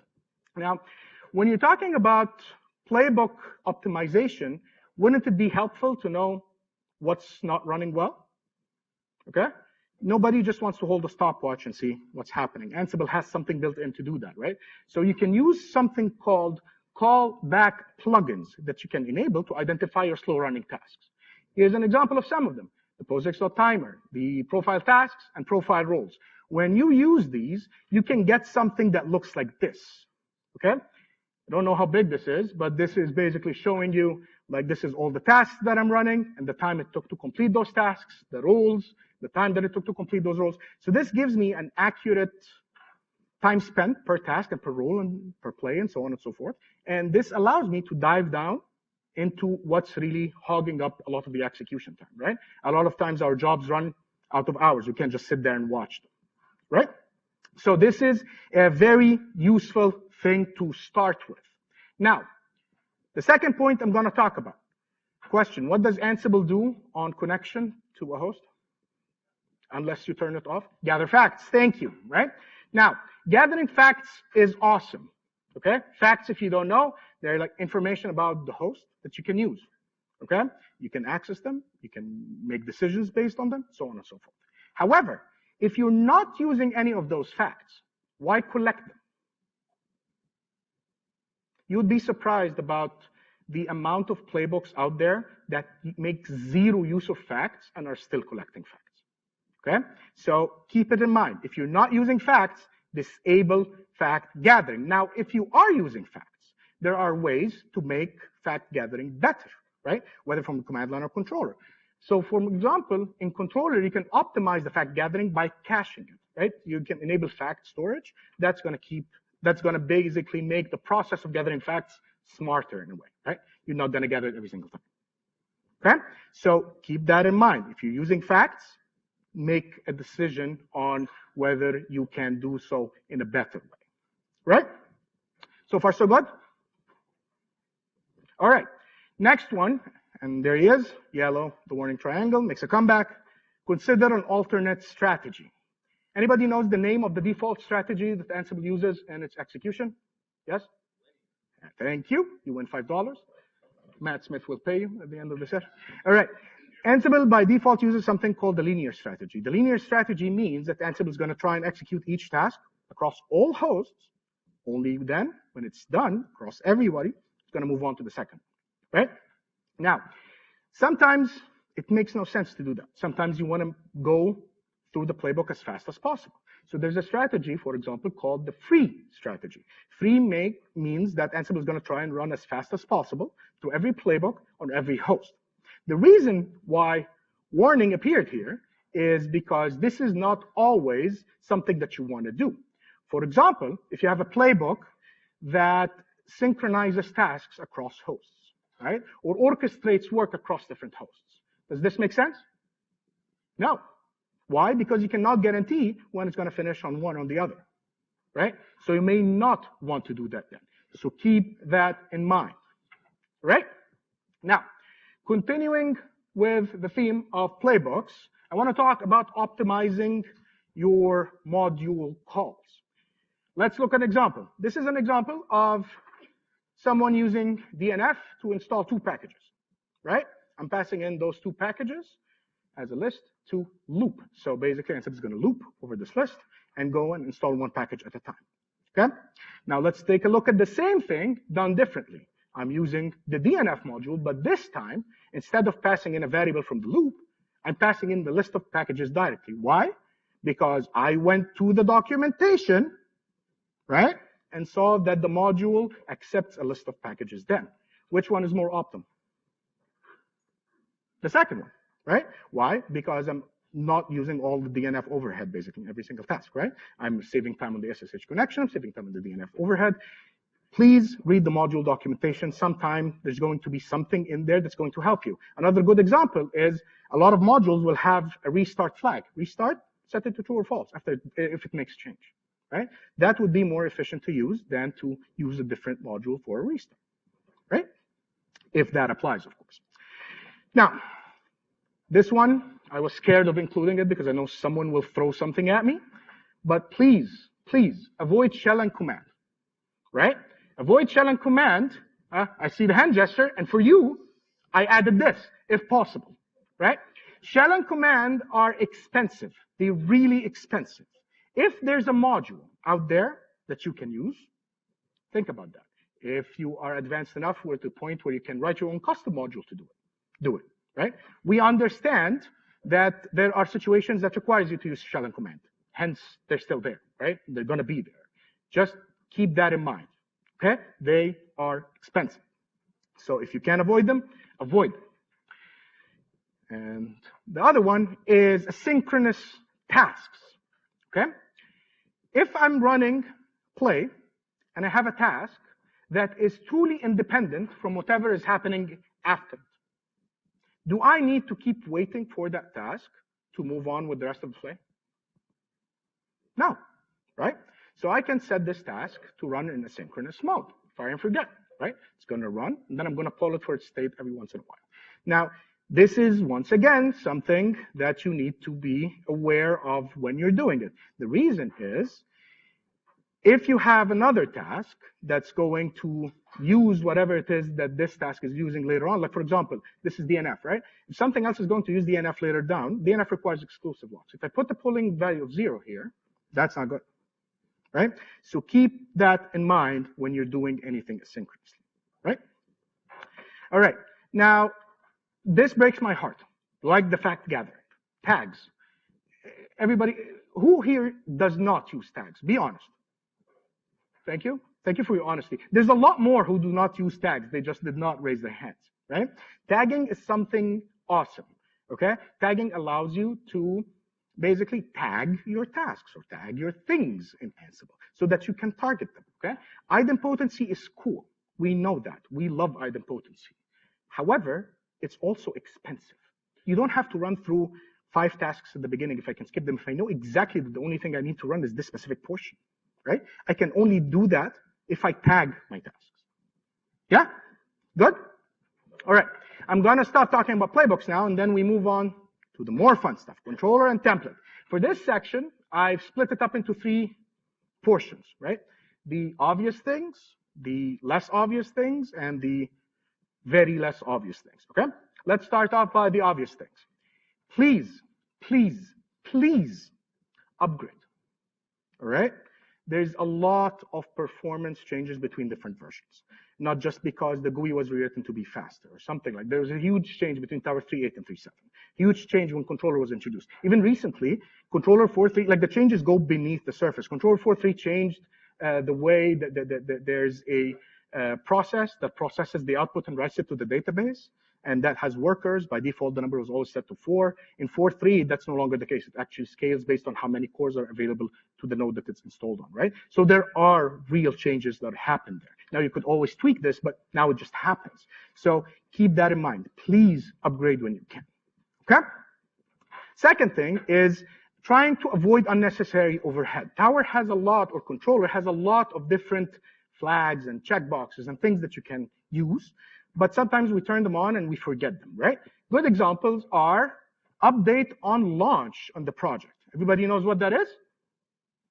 Yeah? Update on launch. If you check this checkbox when you define a project, that means that every single time you run a job template that uses a playbook from that project, it's going to go reach out, pull down the latest revision from source control, and run it. So for every job, you're doing a pull from GitHub. Okay? This is a lot of overhead. Now, there are times when this is necessary, but not everything, just leave it on like that. Okay?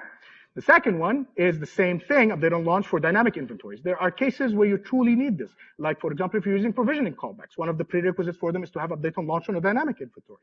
But do you really need it for an environment that doesn't change, or that for an environment that you provision things to once every Friday? No, you don't, right? It's better off to run it as a part of a job or run it on a schedule or something like that, okay? Same thing for the overwriting stuff, but we're gonna pass that. Now, another one with execution environments, you now have to think about, or for the folks managing execution environments, you have to think about pull policies. There is a pull policy built into controller to always pull the container before running.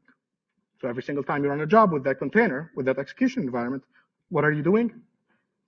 Pulling it down, right? Even if it didn't change.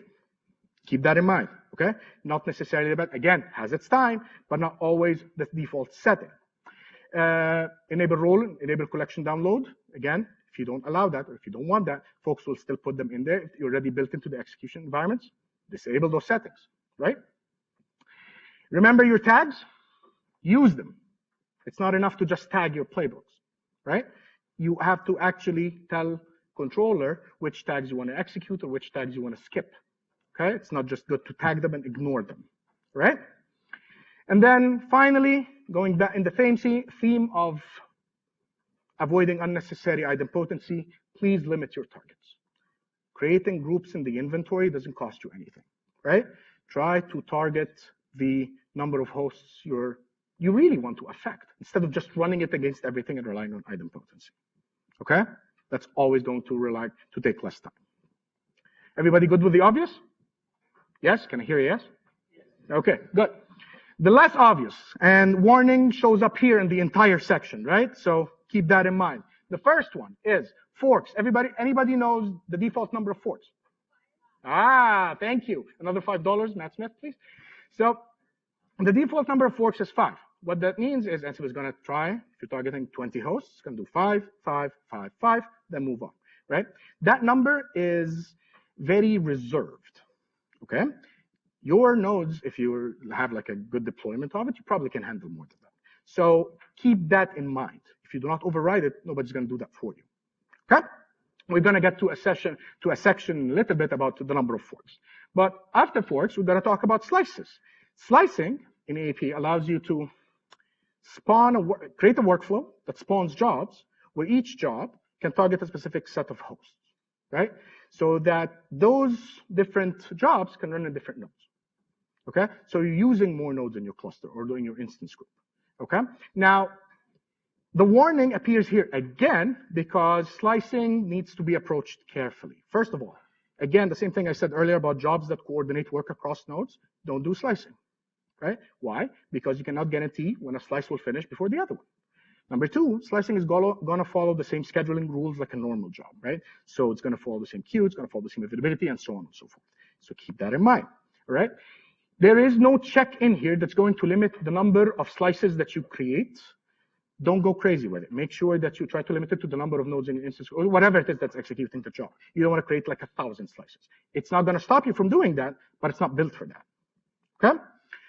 And finally, the last thing I want to say about slicing actually has to do with the next point, right? Concurrency. Enable concurrent jobs. There's an option AAP that allows you to let a job template run multiple instances of itself at once. This is a good option that a lot of people ignore, right? And when you ignore that option, you cannot have 2 jobs running from the same job template, okay? So if they're completely independent, you're queued for no reason, okay? Now, keep that in mind, enable it if you can. The reason why I'm bringing it up is that regardless of whether you have this enabled or not, this is ignored when you're talking about slices. So even if you don't have it enabled, slicing will still run multiple instances of this job. Don't think that this is like a safety check or something. Cool? Okay. The last thing is please monitor controller, okay? I'm not talking just about system level monitoring, which you should do, like disk IO, CPU, memory, all the good stuff, but did you know that there is an API endpoint that exports Prometheus-like metrics that you can use to monitor AAP? This is not just going to give you things like number of jobs run or simple things like that. It's going to actually give you things that you can really use to tune the system, right? Get really in the weeds, like how many events are popped from Redis, or the callback receiver that I was talking about, how many events are in memory, right? Per node and things like that. So look at that endpoint, okay? You will get links for all of those things. Now, let's move on to my favorite section, the very less obvious. And you have 3 warnings here, okay? Please proceed with caution. Do not mess with anything here unless you really know what it's doing. Now, the best route is please talk to your Red Hat account team, right? Our services folks really know that stuff, and they can really help you with that stuff, yeah? So, first one I'm going to talk about is understanding your workload, memory versus CPU. Remember when we talked about monitoring your system? That's going to give you metrics, right? Now, if you go to your instances view and controller, you're going to see a slider like this. This slider is going to show you the number of forks that are associated with that node. Now, those numbers are calculated based on formulas. So, for example, for the memory, the number of memory forks is calculated. Controller is going to look at the available memory to it, subtract 2 gigs, and then split that over a parameter called memory per fork, or something like that, right? This is by default set to 100 megs, I believe, but you can override that number. So this is how that number is arrived. Now, CPU is simpler. It's 4 forks per CPU. Again, that's another metric that you can change, but this is the default value. Now, by default, controller is going to operate in memory relative capacity mode, right? So the slider is going to be all the way on the other side, which means that it can overcommit CPU resources to make sure that it doesn't starve itself out of memory, okay? At some point, though, understanding your workload can help you tweak the slider to a happy medium. What I mean by understanding your workload is Ansible runs modules on the host, right? We get that. However, there are still tasks that will eat up CPU and memory on the system. For example, when you're Jinja templating, where do you think that template is loaded? Memory, right? When you are using a Jinja filter, where do you think, what you think is using that filtering, or where the processing is happening? On controller, right? Now, there are tasks that will use both. If you're running like a SQL query, you bring the result back, that's in memory. Then if you run a filter on it, that's CPU, so that's kind of both. So understanding your workload can help you tune this a little bit. Now, again, I want to repeat this and make this very clear. Do not just go back and start playing with the slider and see where that takes you, right? If you don't know that you need to do this, please don't do this, okay?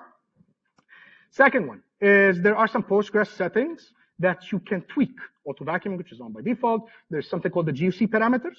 Those will help you make sure that the database, AP is backended by Postgres, right? If the database is running well, AP is running well. So there are some things that you can tweak there to make things a little bit better. So something like the shared buffers and the work memory, those things control things like how much memory is available for caching, or how much memory is being used for things like sort operations and hash tables and things like that, okay? Again, don't just go and open postgres.conf and start editing those. Talk to services. They can help you figure that stuff out.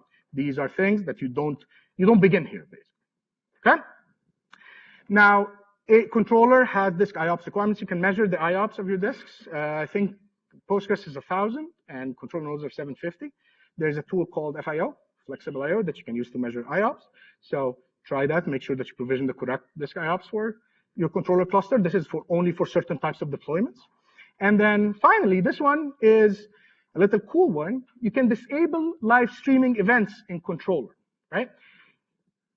Let's say you have multiple control nodes. When you run the job from one, right? If you log on to the other one, you can still see the live output. Why? Because when the output is streamed to one, it now has the responsibility to push that onto other nodes. If you disable this, you're removing some overhead of the controller node, right? So this is something you can do. Now you can do this in two ways. You can go under miscellaneous settings and disable this, or you can do it through the API. Okay? Good? Everybody good with the less obvious? All right. Let's move on to the external factors. Now, when something is slow with Ansible, the first thing that everybody does is say it's Ansible's fault. That's not always the case. Remember, Ansible is not operating in a vacuum. Never will it operate in a vacuum. There are other factors that Ansible has to deal with. For example, things like your bandwidth, things like your latency. Those are all things that will affect your performance, right? Now, something that gets ignored very often, and is unfortunately a lot of the time the culprit for your slowdown, is things that Ansible will integrate with as a part of the automation, right? Your external system bandwidth. Think of if you're pulling down packages from a backend, right? For 1,000 hosts or for 100 hosts at the same time. Is whatever that is providing the packages capable of handling that many at the same time, right? This is something that's worth investigating. Now, you will identify the slowdown of the task here, but the fix may not be in the playbook, or may not be a setting or a configuration on the Ansible side. It may just be something on that other system. Everybody understands what I mean by this point? Because this one is important. Yes? Can I get a yes? Okay, thank you. Now, I'm sorry? It's DNS. We know that. Okay. Now, the last one is different target profiles. Modules, some modules will run on, or a lot of modules will run on the target host, right? Is it fair to compare a Ferrari to a Fiat 500? Well, yes, that's fair, but no. Something will win, right? Same thing here is it fair to compare an instance with one virtual CPU and 512 megabytes of memory to a bare metal machine that has a terabyte of memory and everything else in the world? No, right? Tasks will finish faster on one of them, okay? Target profiles do matter. So sometimes what we do is we just throw in the inventory name in there and have Ansible deal it, and then when it's slow, we blame it.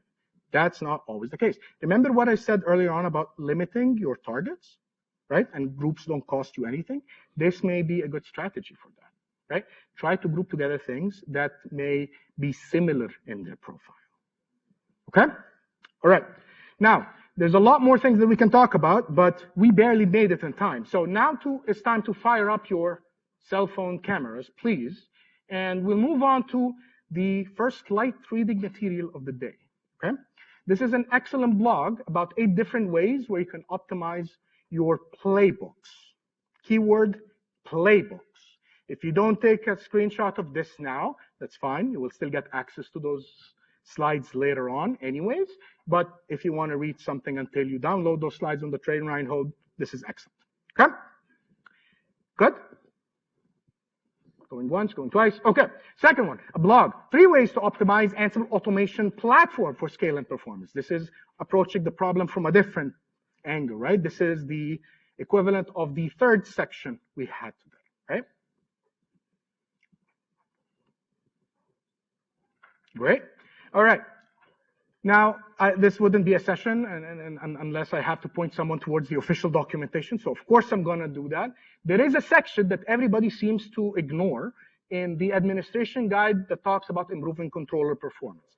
This will have some of the points I spoke about today. It will have some additional things like how you can go through like a capacity planning exercise, how you can make sure your cluster is scaled correctly, things that we didn't discuss today, right? So this is a very, very good resource to go through and read. Please, if you don't scan something or if you don't read something, if you're going to read just one thing, go through this one. Okay? This will also take you to different branches, so it's a good one to read. Camera. All right. Automation controller user guide, another or official link to the documentation. I call out the slicing one specifically because folks will turn on slicing without listening to the warnings that were given and then run into issues. This will discuss those warnings in detail and explain when you cannot turn on slicing, right? And then the last one, this is a very good blog, again, about enhancing and maximizing the scaling capability with controller, okay? Now, there's going to be a bunch more links in the official slides that you're going to get. Some of them will discuss, like the Windows one that I said I'm going to put in there is there. One is about the synchronous polling and actions and the caveats around this. And with that being said, we made it just on time, which proves my point that performance is important. And do we have time for questions? Do we not have time for questions? Hold on. Last QR code. Yeah, you need a microphone. Raise your hands in the room if any questions. Yes. Hold a microphone. Oh. Is there any plans to integrate Red Hat Insights so instead of someone going through all these documents, you're receiving some metadata about your environment and then get recommendations to apply to your systems? There is already an integration with Insights, but not with regards to performance specifically, right? Performance, like I said initially, is not a one-size-fits-all thing, and it's not always going to be related to how your system is performing.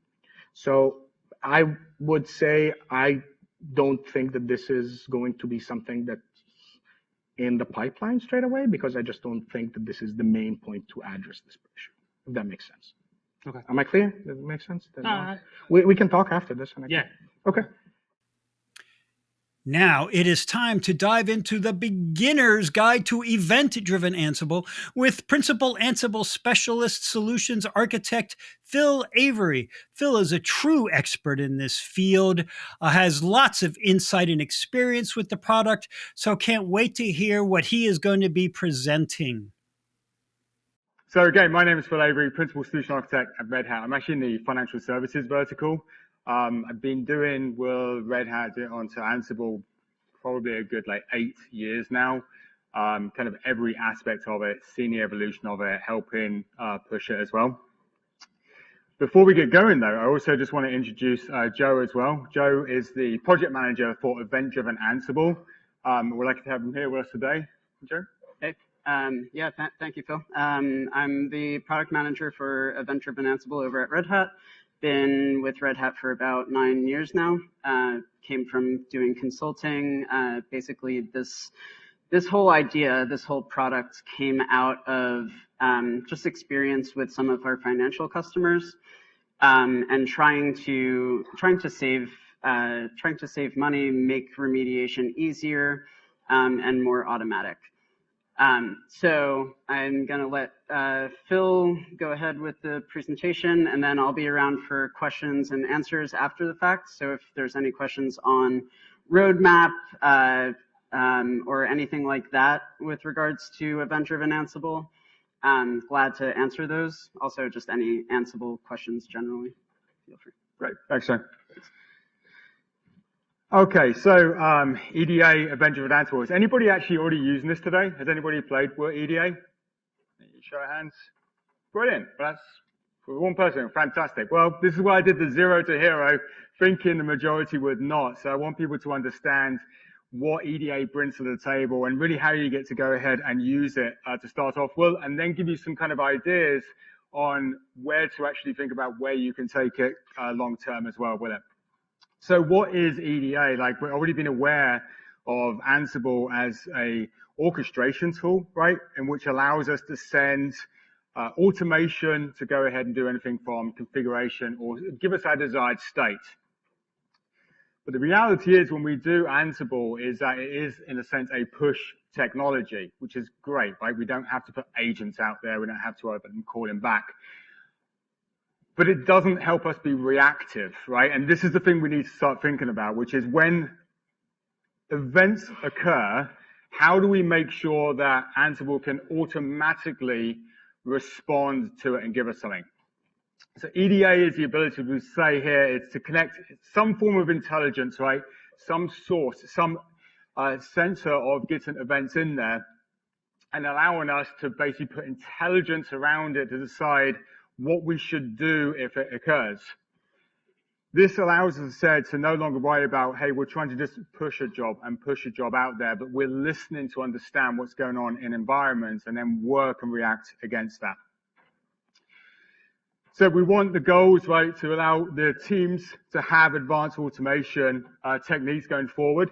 And when we think about Ansible, we always spoke about the simple, the powerful, and the agentless. And when we come into EDA, we want to know about speed, consistency, and also innovation, right? We want to reduce the amount of manual steps that orchestration needs to go ahead and take care of when things are coming in, because you're constantly just trying to push to it.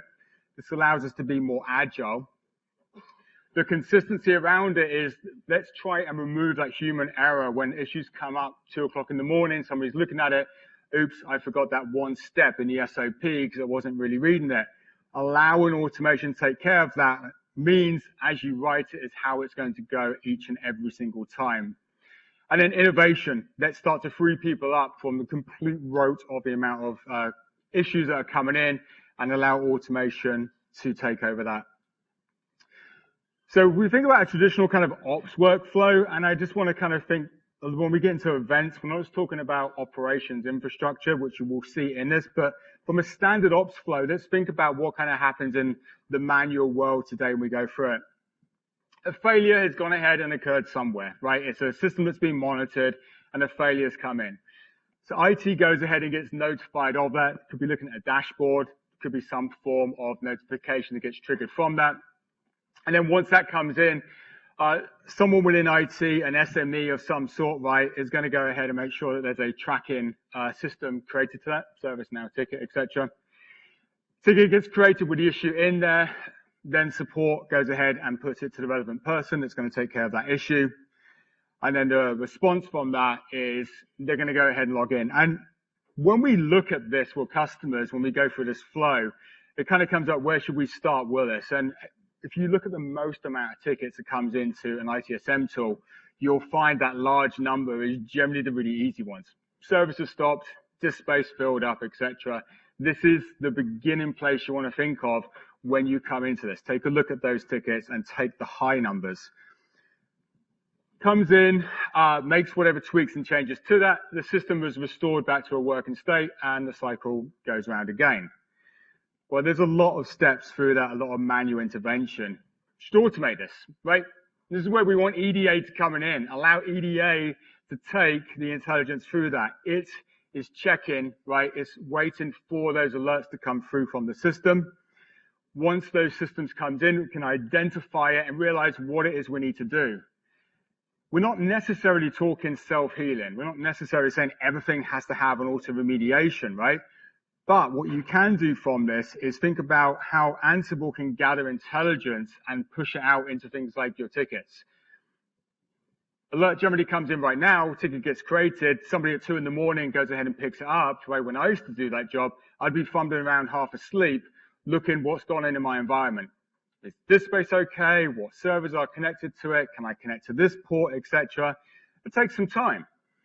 By simply having EDA go ahead and do all the factor gathering and everything and populate your service now or your ticket system out there, greatly reduces your mean time to resolution, right? Just that alone before we start building on this and doing self-remediation. If this occurs, fix it as such. So if we know what we're going to do, we can decide if we're just going to create a ticket or we're going to go ahead and do self-remediation and go through that entire response, and Ansible will take care of it and let people know where we're standing along the way, resolve the issue, and goes back to the beginning. You're building on your existing automation. You already have Ansible playbooks, etc. out there. And so, as I said, the kind of beginning of this, think about the high volume tasks you see, which are actually the low value ones. These are things like service restart, disk space stuff. Not only will the teams be able to see how to start incorporating EDA with these, but this is the great springboard, right, to go ahead and elaborate on from. They're going to learn and assess all the benefits from that. You'll see the return of investment as a huge win on that one alone. And then it said start thinking along things, patching, application deployments, right, failures within stacks, and so on.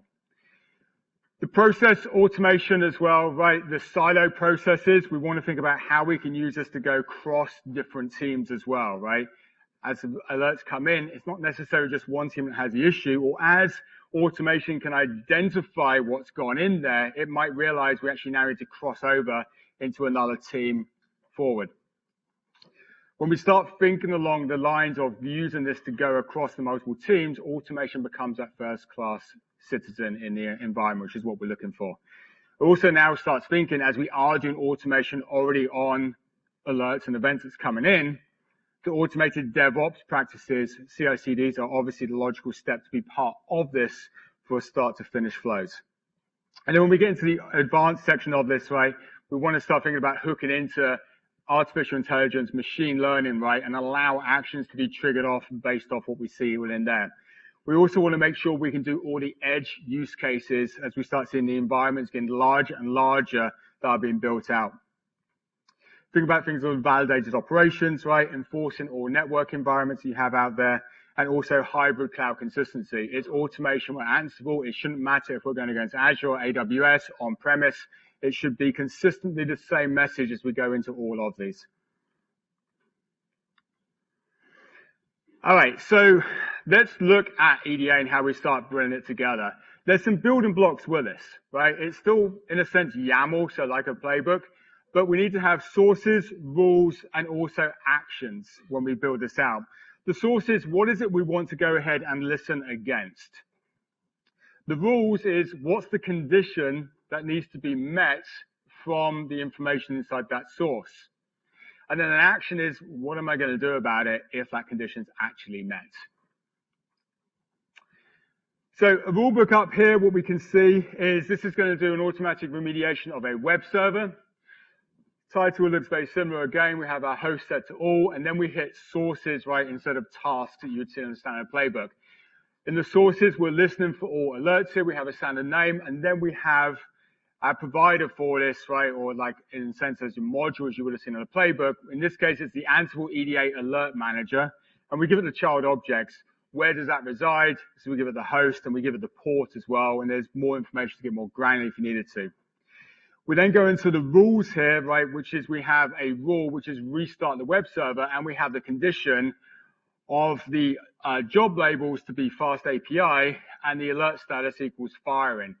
If it sees this in the payloads coming in, then the action underneath will run, which is to run a playbook, which is the Ansible EDA start _ app. It sounds simple, doesn't it? However, when you look at it, it's a case of, well, how do I know how to get those conditions? So let's start off with actually building one of these out.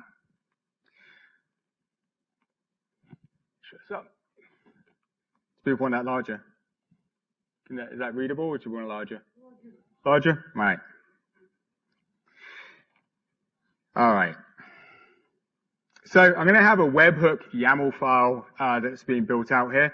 Now, I'm going to go ahead and use the EDA webhook for this. What EDA webhook one is it basically will stand up a webhook listener, right? And I'm going to ask you to do it on localhost on port 5000. Now, what I can do from that is I can just send payloads to it. Monitoring tools, right? Application data, whatever it is I want. In the example here, we're just going to do a curl command to it just so we can see what it means to build one of these out. So that will be our webhook listener fired up. Now, we're going to have rules as well because we need to have a rule in there. So I'm not really sure what's going to come across the wire yet because we're just firing this up. This is my way to start testing this. So I'm going to do a debugging for a condition. And my condition is, well, event.something, right, equals something. So I have no idea what this needs to be, right? Never used it before. And then I'm going to have an action in there. When it comes to actions, we can go ahead and we can run a module, which you can see here, right? I'm just going to do the debug module, and I'm going to send the argument to it, condition work. So if you just have like a one-step issue that you'd want to do, you can just do a module on its own. Or if there's multiple, go ahead and do a playbook and tell it what playbook to run. You can also hook in, obviously, to the AAP controller, so you can go ahead and fire off job templates or workflows on top of that.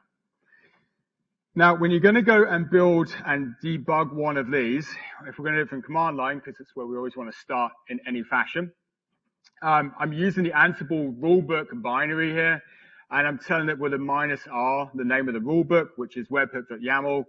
I'm giving it an inventory as well. My inventory just has localhost, right, because I'm only doing a webhook here. So give it the inventory flag. And then the most important thing for this when you start off is the --print -events, the verbosity, right? I want to have that fired up. So we're going to go ahead and run this, and we're just at a cursory prompt right now. It is waiting. If there was an error inside of that, it would spit it out, and it would tell you what your error is.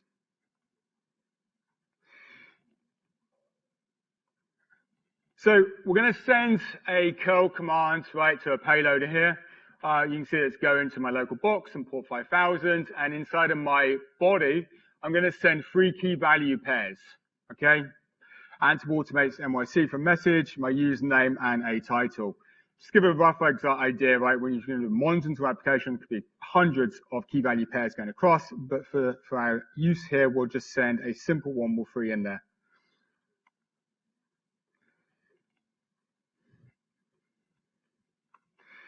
So we fired that off, and we're going to come back to my view here. And what we can see at the bottom there is the event, right? This is an event that's just occurred that's come across there. And I've got the metadata in there, and I've also got the payload, which is the values I'm looking for, because that's what I wanted to send over there. So that's ultimately what I need my condition to meet.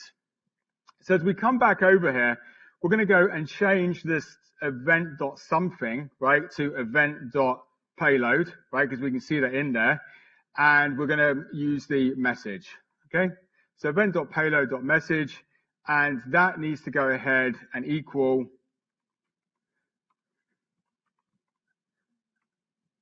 Ansible automates NYC, right? So if it equals that, it will match. If it doesn't, it won't. So if it matches, then it's going to go ahead and run my debug condition here. So let's go ahead and just save that out. Now I need to restart my rulebook. So kill that. And let's rerun that. And I'm going to go ahead and resend my payload. And we can see now that that actually did successfully get the event back in. And you can see at the bottom down here now that I actually ran my module for my debug.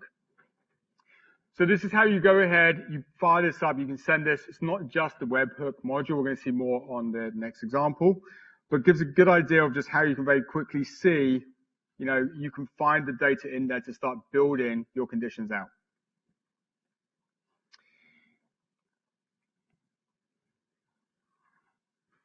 All right. We are going to fire up my controller one next. I'm sure we've got the audio on here for you as well. The next logical step, right, is we did it from a command prompt where we just went into there. EDA also has an EDA controller. We want to be able to be more scalable for this and be able to put a more enterprise-grade front end on it. So we're going to go for the EDA section here, what this looks like, the components that are in there, and how you'd hook this up to your AAP controller on top of that. And we've actually gone over how to create a rulebook, go through what conditions are, how to create conditions, and also go ahead and do the actions. The next logical step from that is to put it into an enterprise-grade environment for more scalability. And this is where the EDA controller comes into. Now, the very first step that I want to have in this is the connection between the EDA controller and my AAP controller, because I would want to have all my actions going through the AAP job templates, right, or workflows to be a lot more scalable for what we're trying to do here. So to do that, we want to go ahead and set up an OAuth token, right, to set that communication up. And what we can do from that is to go into our controller. If we log in there, we can simply go ahead and in our user details, create a token for this. I pre-created one, I called it EDA controller token, which gave me the token ID. From there, within my EDA controller, underneath my user, I go into my details, and I go to my controller token section, and I go ahead and add in that token. Right, that now creates that link between them. So based on this user, it will go ahead and run the respected job templates or the workflows for what we need. From there, once we've got that, we also now need to bring in the rulebooks that we've created into the EDA controller. And we use projects in exactly the same way that we would within the AAP controller. So I would simply go over to my project section. I would add in, create a new project, right? And within the project, what we're doing from this is standard name. It's a Git source for this, and I've given it the URL, right, to where my Git repo is to bring this in. Synchronize that, and then we're going to have access to all the rulebooks or playbooks, right, that's inside of that repo for us. Another component that is new to us when we look at it is what we call decision environments. Now, decision environments are the same in the sense as what an execution environment is inside of the AAP controller. It's ultimately a container, but this one's going to have the version of the Ansible rulebook inside of it, and also any collections that are related to rulebooks. Rulebook collections, right, can have the sources for EDA. So for instance, if we wanted to go ahead and use a Dynatrace as our source, we would take the Dynatrace EDA collection, add that into a decision environment, and load that up for us into here. For what I'll be doing in the example today, I can use the default one because I'll be using the alert manager that comes as standard with our default decision environment when we stand this up. And finally, what we need to do is actually create a rulebook activation. A rulebook activation is, in a sense, similar, right, to what a job template is when you go into the AAP controller, with some slight tweaks to it. I've already created one for my alert manager, and we can see when we take a look at this that we have our name, the name of the decision environment to use, the rulebook that we're using, in this case, the alert manager file, and this is coming from the project that I created, the Prometheus project. We also go ahead and start it, and we give it a restart policy. Restart policy is if things go on with the rulebook, for instance, if you lose access to the source, right, there's any issues in there, should this reactivate, right, or should it just go into a disabled state? We think about going against things like DR environments or potentially temporary environments itself. by not doing a restart could be beneficial to you as you go through this process. So now that we actually have this up, I want to next just go over so you can see what this Alert Manager YAML file is, you get an understanding of it. We'll be doing a test against Prometheus, right? It will be scanned against a couple of nodes. And if we take a look at the file itself, what we're doing is we're using the Alert Manager.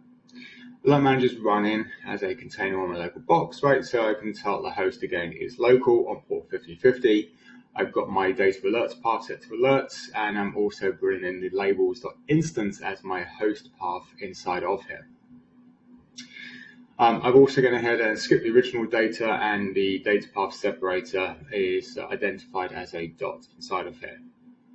Now the rules are going to be based on SE Linux for this, right? I want to ensure that SE Linux is actually running on my nodes, and therefore if SE Linux was disabled, Prometheus would actually scan it and then detect it and create an alert for us on here. And when that happens, I want to be aware of it and then go ahead and self-remediate this. So I have an SE Linux disabled section here, and I'm actually going to use a AND condition for this. When we go into observability tools out there, we want to kind of get away from like flapping conditions. So the way that it will work within Prometheus is when an alert first comes in, it will actually go into what they call a triggered state, and then it will have another couple of checks, and if on the next couple of checks it is still in the same state, being disabled, it then goes into firing, meaning it's an actual issue. It wasn't just a flap condition. So from that, I want to make sure that we are aware of that. So as we see all the payload information out there, I want to make sure that my alert name is the SE Linux disabled, right, the name of the alert we're going against, and the alert status needs to become firing. Triggered isn't acceptable for us. I want to make sure it's firing on there. If that is correct, right, then my action is to now do a run job template, similar to the run playbook, right? But we're now going against the controller. And so we give it the name of the job template, in this case, a play baseline. We're also going to do some manipulation to this as well, right? So I might want to change the organization that I'm using. And I'm also going to send some job arguments. When we think along the lines of how it is within the AEP controller, you have an inventory that could have thousands of nodes in there.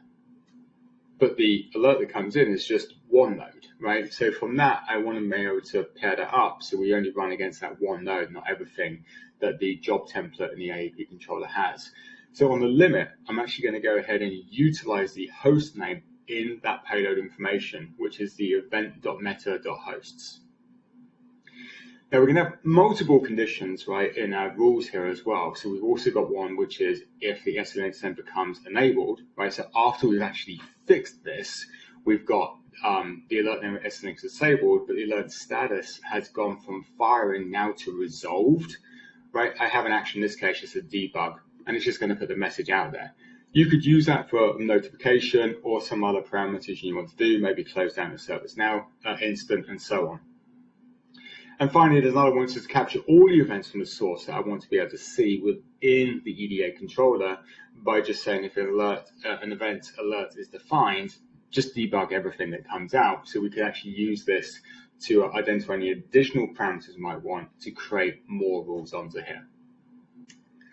So let's go ahead and cause an issue now. So what we're going to have is we'll see once this actually does fire off, our fire count will actually increase from here. Within our controller as well, we will also see that the job template we're asking to run, which is the apply baseline, will actually execute from here. Looking at the job template as well, just be aware that this has been set to have the limit set to prompt on launch, right? Because we want to take the name of the host to run against this, because we don't want to run a job template against hundreds or thousands of servers in the inventory. So we're going to actually have it auto-populate the name of the host for us. We will see a job kick off. Right now, there's no jobs running against it. We go to Prometheus. Within Prometheus, we have our alerts, right? And our alert is the SE Linux, which is currently 0 active on there. So I'm going to go to my rel box here, and I'm going to go and ask it to, first off, we will do our value for ACLinux, which is currently set to enforcing, and I'm going to go ahead and do a set enforce to 0. And when we get enforced, we're no longer in enforcing mode, we're now in a permissive mode. We will come back to Prometheus. This is scanned every 10 seconds, and so the first scan should be coming in shortly.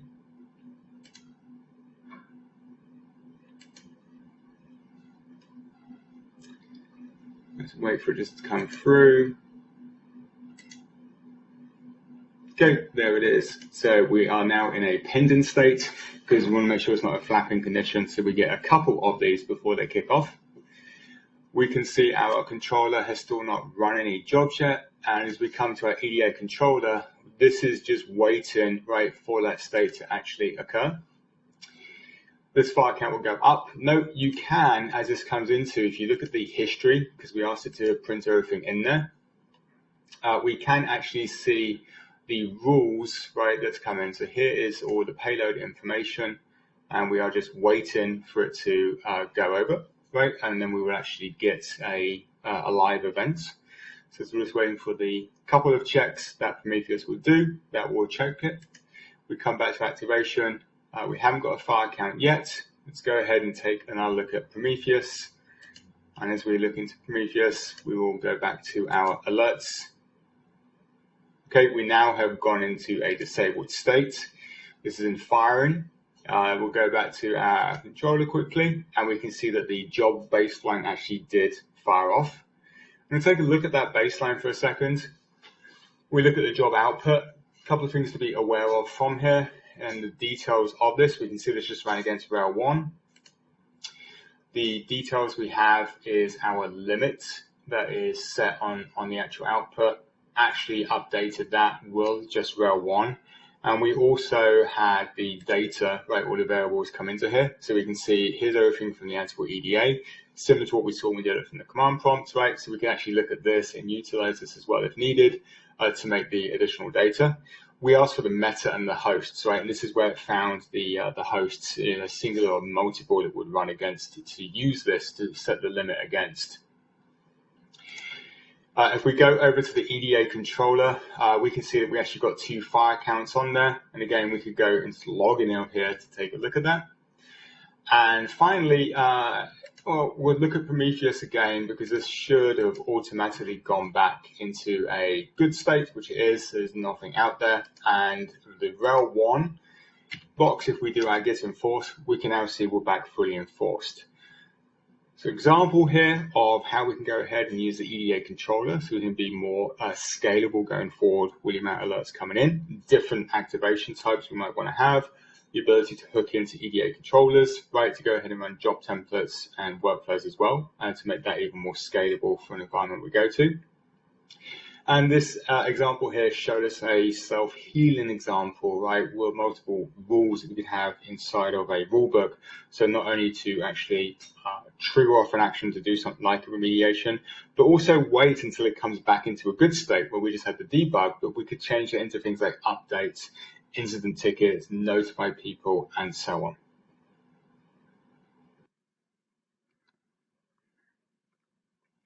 All right, so seeing how we can just push that into the controller as well and have that central environment to do, and then we can hook into multiple AAP controllers to fire off. The amount of alerts that's coming in, by having those activations to fire those off out there, allows you to scale this out quite rapidly. We can also start thinking about other environments. The fact that you can set the activations on those and there is an API in it means that if we go into something like a DR environment all of a sudden, we can actually fire up a particular set of rules we'd need for that, have them as one-offs, and then as soon as we flip back, they'll basically go ahead and deactivate themselves for you. You've got a patching process weekend coming up. Again, go ahead and potentially disable some of the rules you have that are all set in there to just enable and turn off when needed for that. Well, the first example that we kind of went through was just kind of like, how do I know what conditions are, right? And we could see that from that webhook if we do it from a command line. And then we kind of saw within the EDA controller, we can also see it, right? If we go into the history of the alert, it shows all the payload information to be able to decipher that and add and expand onto your rules. We kind of saw self-healing, which is an infrastructure related. And so for the next one, what I wanted to go through was think about, we're talking about events here. And when we think Ansible, when we think events, we're kind of thinking infrastructure. It's, well, service dies, disk space fills up, right? There's an issue on a cloud environment from that. But events are much more than that. It's literally that. It is an event. So what I want to go through on the next one is to give an idea of bidirectional communication now, right? We're going to look at a network issue, and we're also going to look at integration with ChatOps, right? We think about things like there's people on Slack, right? There's Mattermost out there, etc. If an alert comes in, let's ping someone immediately that there's an issue within there. And then what happens if they want to respond to it? Can we do communication back from that to EDA? And then I also want to put ServiceNow into the mix as well. So with that being said, let's go ahead and get an idea of more elaborate ideas coming in, just get people thinking along EDA. It's not just observability tools, monitoring that we're going against. There's all sorts of ideas for us. How we do some more advanced stuff now. What we're going to do is some bidirectional communication from EDA into tools like ChatOps. We're going to see in here, we're going to see ServiceNow, and we're also going to see where we're doing these standard observability checks right against environments. We're going to do more network ops on this one. So note that when we look at my rulebook here, I can actually have multiple rules defined inside of it. So my first one is grabbing port state information from my Arista switches. I'm going to use the Kafka provider for here, pointing to my host, and we're going to a network topic. Kafka is a great way when we have lots of information coming in, and we can leverage EDA just to point to topics. So we're only focusing in right on specific information coming in here. I want to be able to note if a port goes down, if a BGP change has been detected, and I also want to be able to go ahead right and send data back out to somebody to let them alerted that there's a potential issue out there. Quick look at the BGP status playbook that will run for that is we're going to be utilizing Mattermost as chat for this, where I've got the URL and I've got an API key, and I'm going to send data right back out once something has happened. If we come over to Mattermost, when we come into my integrations here, I've created an incoming webhook. And what I have when I did this was it gave me the API key, and this key is what is being presented right into my task so we can send communications over. We're going to go back over to chat. We're in this town square channel where the data will go. And we're going to go back and we're going to make sure that we have fired up, which will be our EDA Snow rulebook. So we're going to go over to my rulebook here. Let's go ahead and start this. Okay, so we have our rulebook running. We're going to print events out. We're going to go over to switch one first. And what I want to do is I want to go ahead and take a look at the BGP summary, right? So we can actually see all of our neighbors in the state we're in. And they're both good. They're established. Everything is healthy. So let's go ahead and cause a failure. We're on CSO3 here. And I'm going to go ahead and set this to enabled, configuration terminal. We'll go to the interface ETH3, and we'll perform a shutdown on that port. When we come back to the first switch and we run this, we can now see that this is in an idle no interface state. Our rulebook has picked this up, right? And we have all of the information that's come over. We can now go through our troubleshooting, and then we can send notifications back to Mattermost. As we come over to chat, we've now actually received a notification, okay, that we can see there's a problem. And we made sure in here, we told it's a BGP issue. We've grabbed all of this like from the fields that we got from EDA. And we have a message letting them know that we've detected this issue. Human intervention is required, right? We are not doing self-remediation in this case because there could be reasons for this to occur. But we recommend to take a backup before any changes are actually done. And they can reply with backup device name And if it's a production issue, go ahead and include ServiceNow Snow to create an incident as well. Well, let's take a look now at that. As we come into the Snow section, we have our webhook here, right, on port 5000, and we have some conditions to back up all switches, right? And we're looking in the event payload to match the word backup, right? And also search if the word all's in there. We can search for just like CSO2, CSO3, and then run specific playbooks based on that. We also have the log ticket or config files to log into ServiceNow, but it doesn't have to run every time.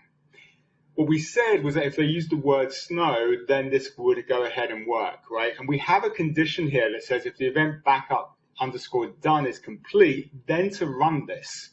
You'll see that on all of these tasks, we have post events set to true. What this means is in each one of these playbooks, we can gather facts from those variables and pass them on, right, to the next subsequent playbooks in there. So let's take a look at the CSO3 one, and what you'll see in here after we take our backup, we archive it, we set facts of cacheable true, backup done complete. This is the key one, right? And we also have some channel names and trigger, which is all coming, right, from the EDA event. This only runs when Snow is in the Ansible EDA event payload text. So we can leverage what EDA has within playbooks going forward when, right, to go ahead and run them. So what we're going to do is we are first off going to come back to chat, and we're going to go ahead and tell it to take a backup of CSO3. Not wanting to go to ServiceNow, so I'm not using the word Snow in there. We'll come back to our rulebook and we'll see we've picked this up. We can see that the text of backup CSO3 in here, our trigger word is in here, and other information we would need. This is run, it's taken a backup, and the set fact, right, has skipped because Snow was not in there.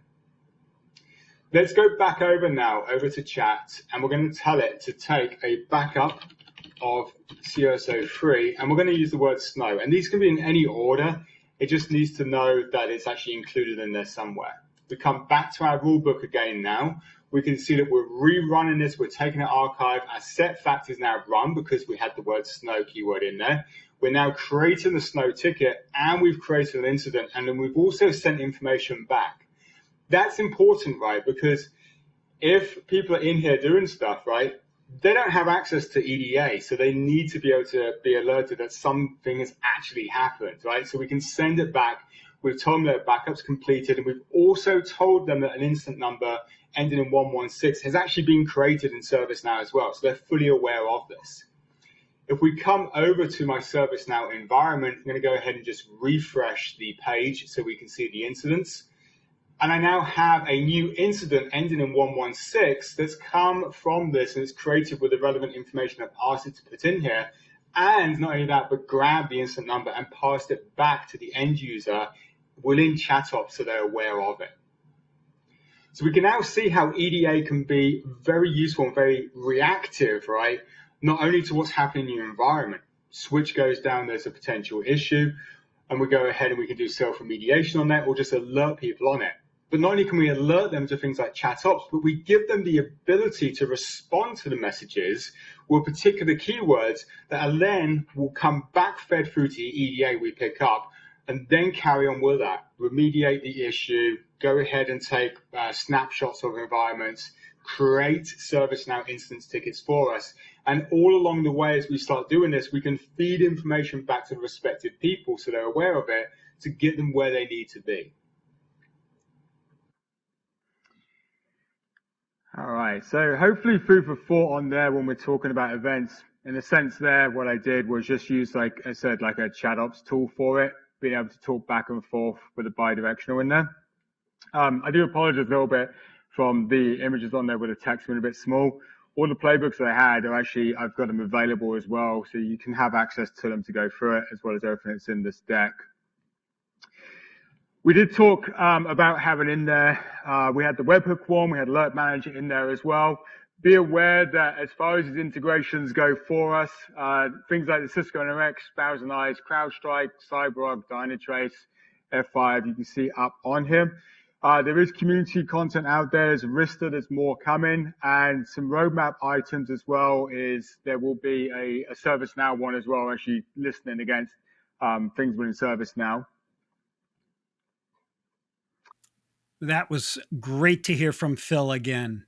Up next, and folks, it is our last session of the day, is a talk on Ansible and artificial intelligence from Bart Walensky, an associate Ansible specialist solution architect. Whew, we've got some long titles here that we're working with today. So let's find out about Ansible and AI and how they are working together for our last session. And today we're going to be talking about Red Hat Ansible Lightspeed with IBM watsonx Code Assistant. We're going to look at what it means when we're discussing Lightspeed, right, and what it means for the business. We're going to look at some dynamic slides as examples of some of the key features within the service. And lastly, we're going to look at some key differentiators between Lightspeed and a more all-purpose generative AI, as well as look at the roadmap for the future of Lightspeed. So when we consider Ansible Lightspeed, right, we are looking at better code as the key to driving and unlocking automation acceleration. Right, we know that IT automation is a key driver in operational efficiency, and this can unlock huge potentials for the business, right, by freeing up your team's time to innovate. Now, getting up and running with automation, of course, requires a large skill set developed across a wide range of tools and technologies, because we know that your workflows are complex and time consuming, and that creating quality automation code takes time and resources. And so that's why here at Red Hat, we believe that the key to driving more value out of automation back into the business is to look at it at the enterprise level, meaning that more teams are working together and creating quality automation code. Now, when your organization deploys Red Hat Ansible Lightspeed with IBM watsonx Code Assistant, you can expect a couple of things, right? You can expect to enhance productivity, right, through AI-generated code recommendations that are more accurate, more reliable, and well integrated in your existing Ansible workflows. You can expect to expand on who can create, right, by reducing the barrier of entry for automation code creation, as well as providing your subject matter experts within your IT domains with the ability to translate their expertise into quality Ansible playbooks. And lastly, you can expect to extend your trust, right, with an automation code base that adheres to Ansible's best practices, as well as have significant data safeguards in place.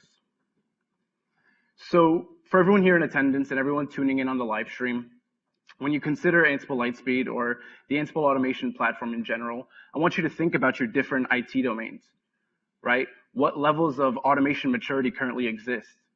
If you are a current Ansible user, right, how do your teams use it? When do you use it, if you use it? And lastly, what are some of those challenges that you're currently facing that can be addressed here today?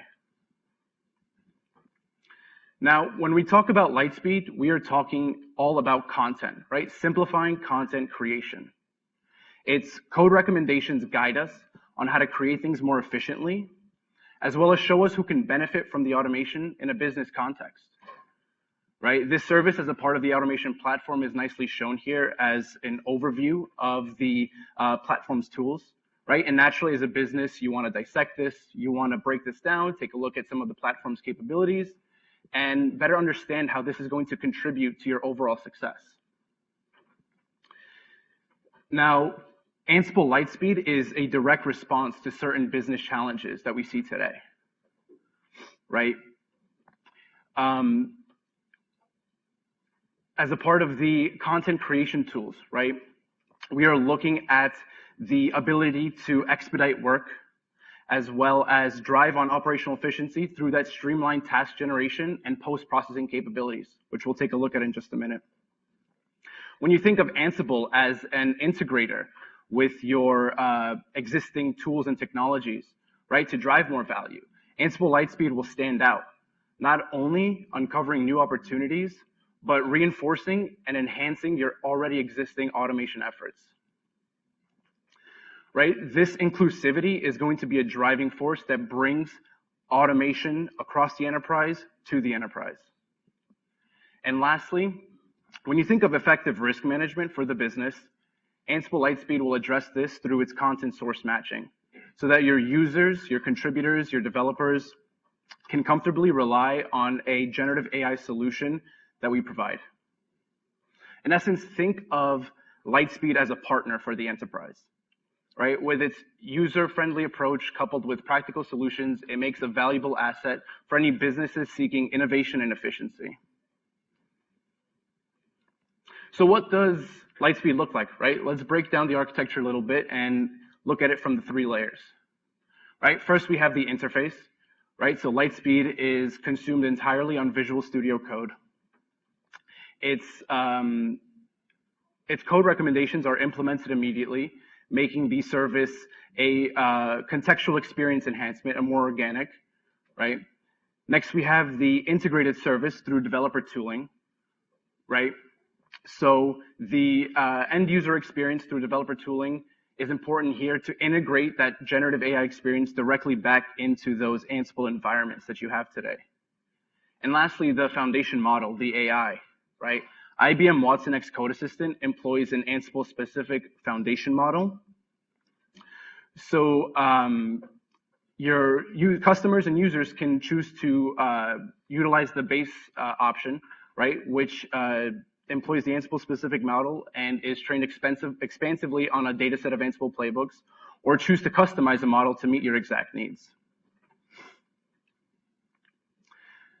Now, one thing I really want to get across right here is don't think of Ansible as a Red Hat or RHEL specific tool, right? Not just automating against the Red Hat portfolio. Think of Ansible as the ability to automate across all IT domains for the enterprise, right?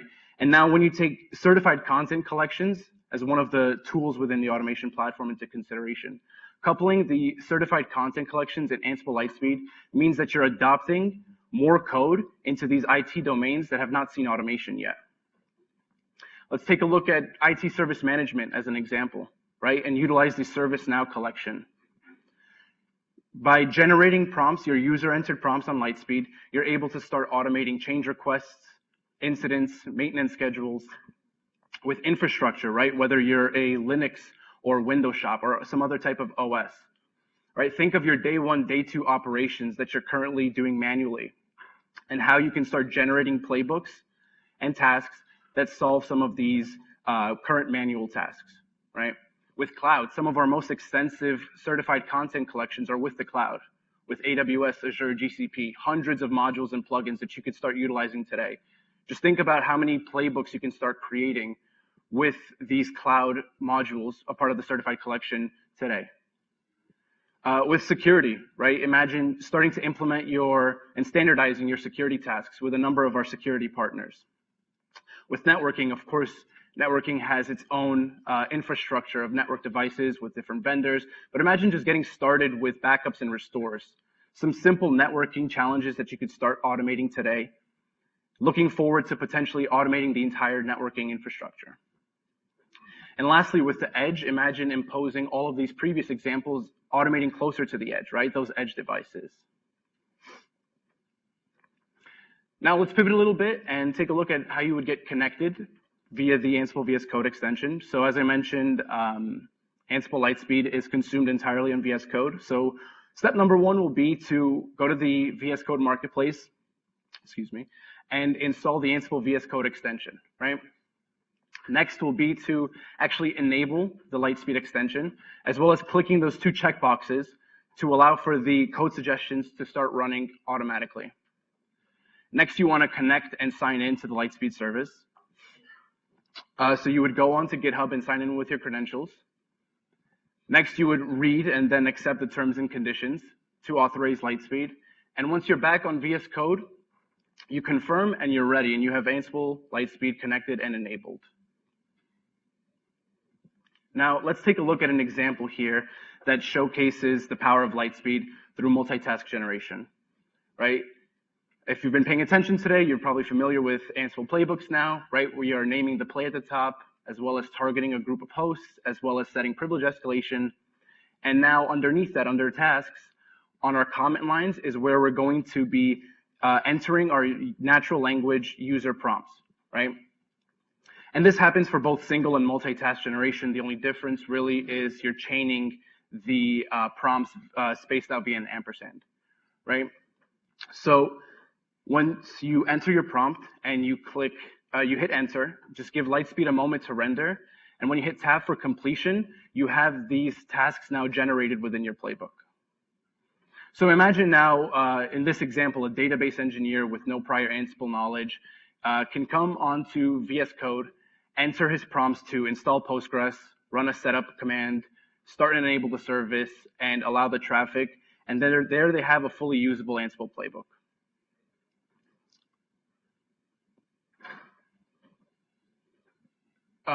Before I get into content source matching, if you look at the bottom of the screen on the VS Code status bar, you'll see that Lightspeed is, of course, connected and enabled, as well as the Python environment and the Ansible language to associate with your playbooks. Now, I mention this because as you're starting out with Ansible, you're going to start to notice on things that will become muscle memory, things that you're going to pick up, right?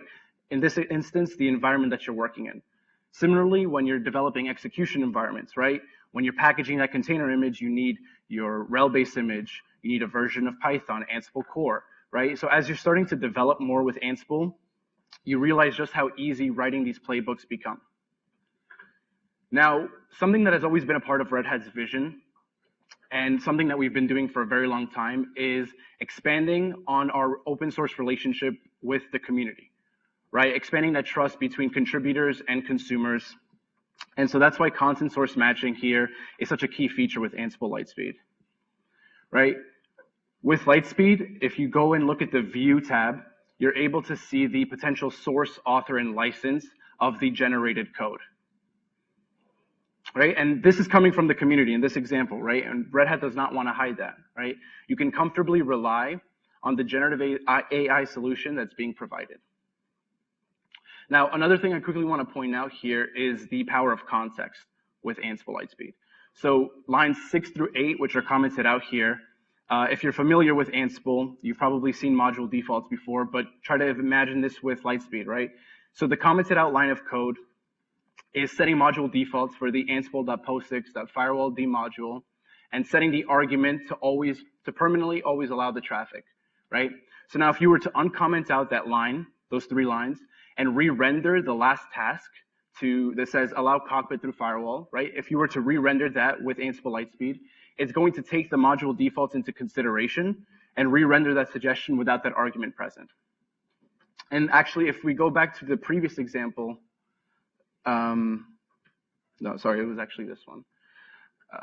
So the copy files module is another idea of context, right? As well as the post-processing capabilities that we'll see in just a minute. Let me actually jump to the next slide and I'll come back. So post-processing capabilities is another feature with Ansible Lightspeed. And so for this example, right, the suggested code that we're looking at is to include the Red Hat RHEL systems role certified content collection to install Cockpit. Yes, I memorized that. It's very long. Now, the suggestion here, notice that the fully qualified collection name, which is one of those Red Hat Ansible best practices, right?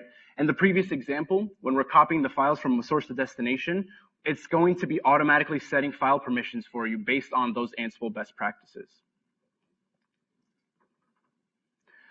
Now, we've looked at creating and adopting code with Lightspeed, so let's pivot now and look at maintaining, right?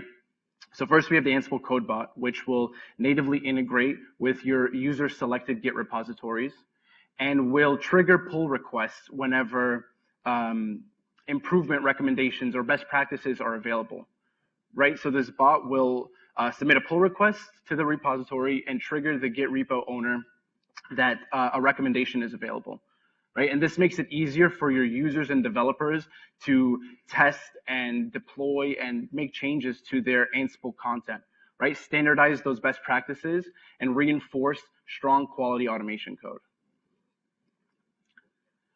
Next is seat management. If you're an Ansible or AAP user, you're probably familiar with console.redhat.com.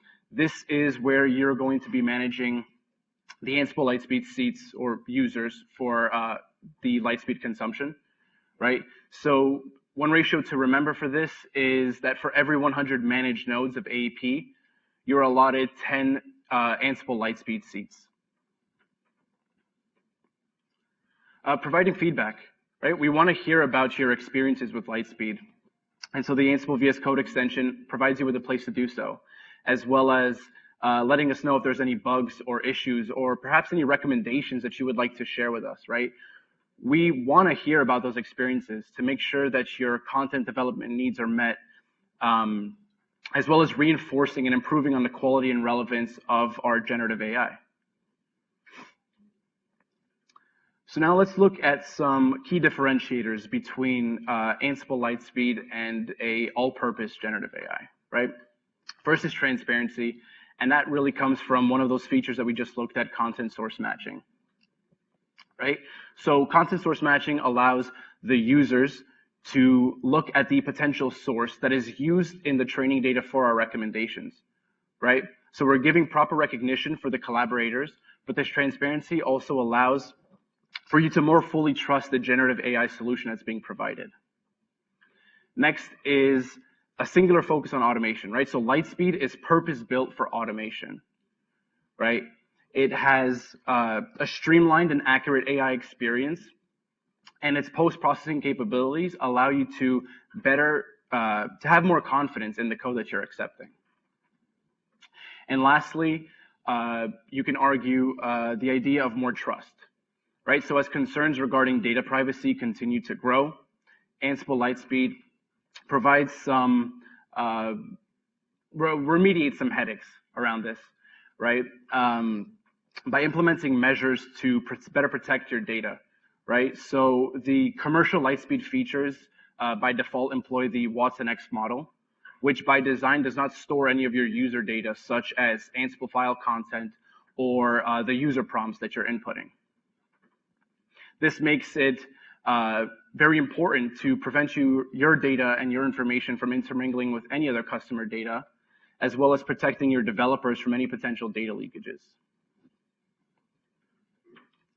And lastly here, I just really want to quickly reinforce the benefits of Lightspeed that will come across for all IT automation teams, regardless of the domain, right? For the novices, we're really looking at great exposure to Ansible playbooks, right? We're looking at a lot of content. We're looking at new syntax. We're looking at better ways to improve on those Ansible skills for the future. For the automation developers and the automation SMEs or operations teams, we're looking at improving on those existing workflows, standardizing code maintenance, right? And making sure that your maturity with Ansible continues to grow regardless of the domain that you're in. Real quickly here, I just want to look at the roadmap for just a minute. So at present, we're looking at content generation, right? As well as content improvements to the Lightspeed model. Near future, we are looking at integrations with REST API for your CI/CD pipelines and developer tooling, as well as full playbook generation, right? So at present, we have multi and single task generation. We're looking at full playbook generation soon.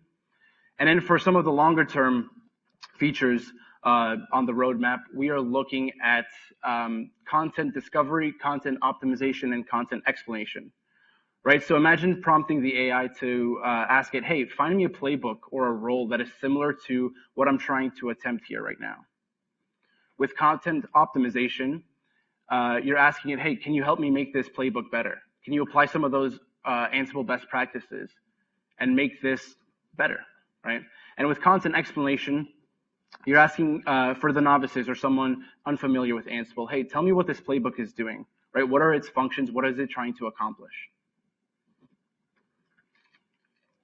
And so in terms of next steps and resources, keep an eye out for the Ansible blog posts, right? Anytime some new feature comes out or some integration, the Ansible blog posts are a great way to read up on it, as well as contacting your Red Hat sales team for more information specifically regarding Lightspeed, right? They could point you into the right direction for trials and just more information in general. Okay. And folks, that does it for the content. What an amazing day of automation knowledge. I think after this, we all know a lot more about about cloud automation. I don't know why it's hard for me to get over that phrase. More about cloud automation and specifically Ansible than we knew before. It kind of felt like one of those 0 to 60 sort of days where you start out with a little bit of knowledge and you end up with a lot of knowledge. That's how it felt for me anyway. Hope it felt the same way for you. I think this day has been a big success. Before we let you go, though, we have one more piece of business, the Amazon gift card prize drawing. Now, remember, as I said at the beginning here today, that you do have to be present during the entire event to be eligible for the gift card. And the winner of the $250 card for this very special event is Connor Stillwagon from Missouri. Congratulations to you, Connor. We'll be in touch ASAP to get you your card. And with that, folks, on behalf of the Actual Tech Media team, we are wrapped. I want to thank Red Hat for making this event possible. I want to thank you, the attendees, for being here, for your interest in this topic, for your great questions that you kept coming throughout the day. Remember, you will be hearing from Red Hat on all of those. And that concludes today's event. You can get back to work or wherever else you have to go. I'll see you in the next one, folks. Have a great rest of your day.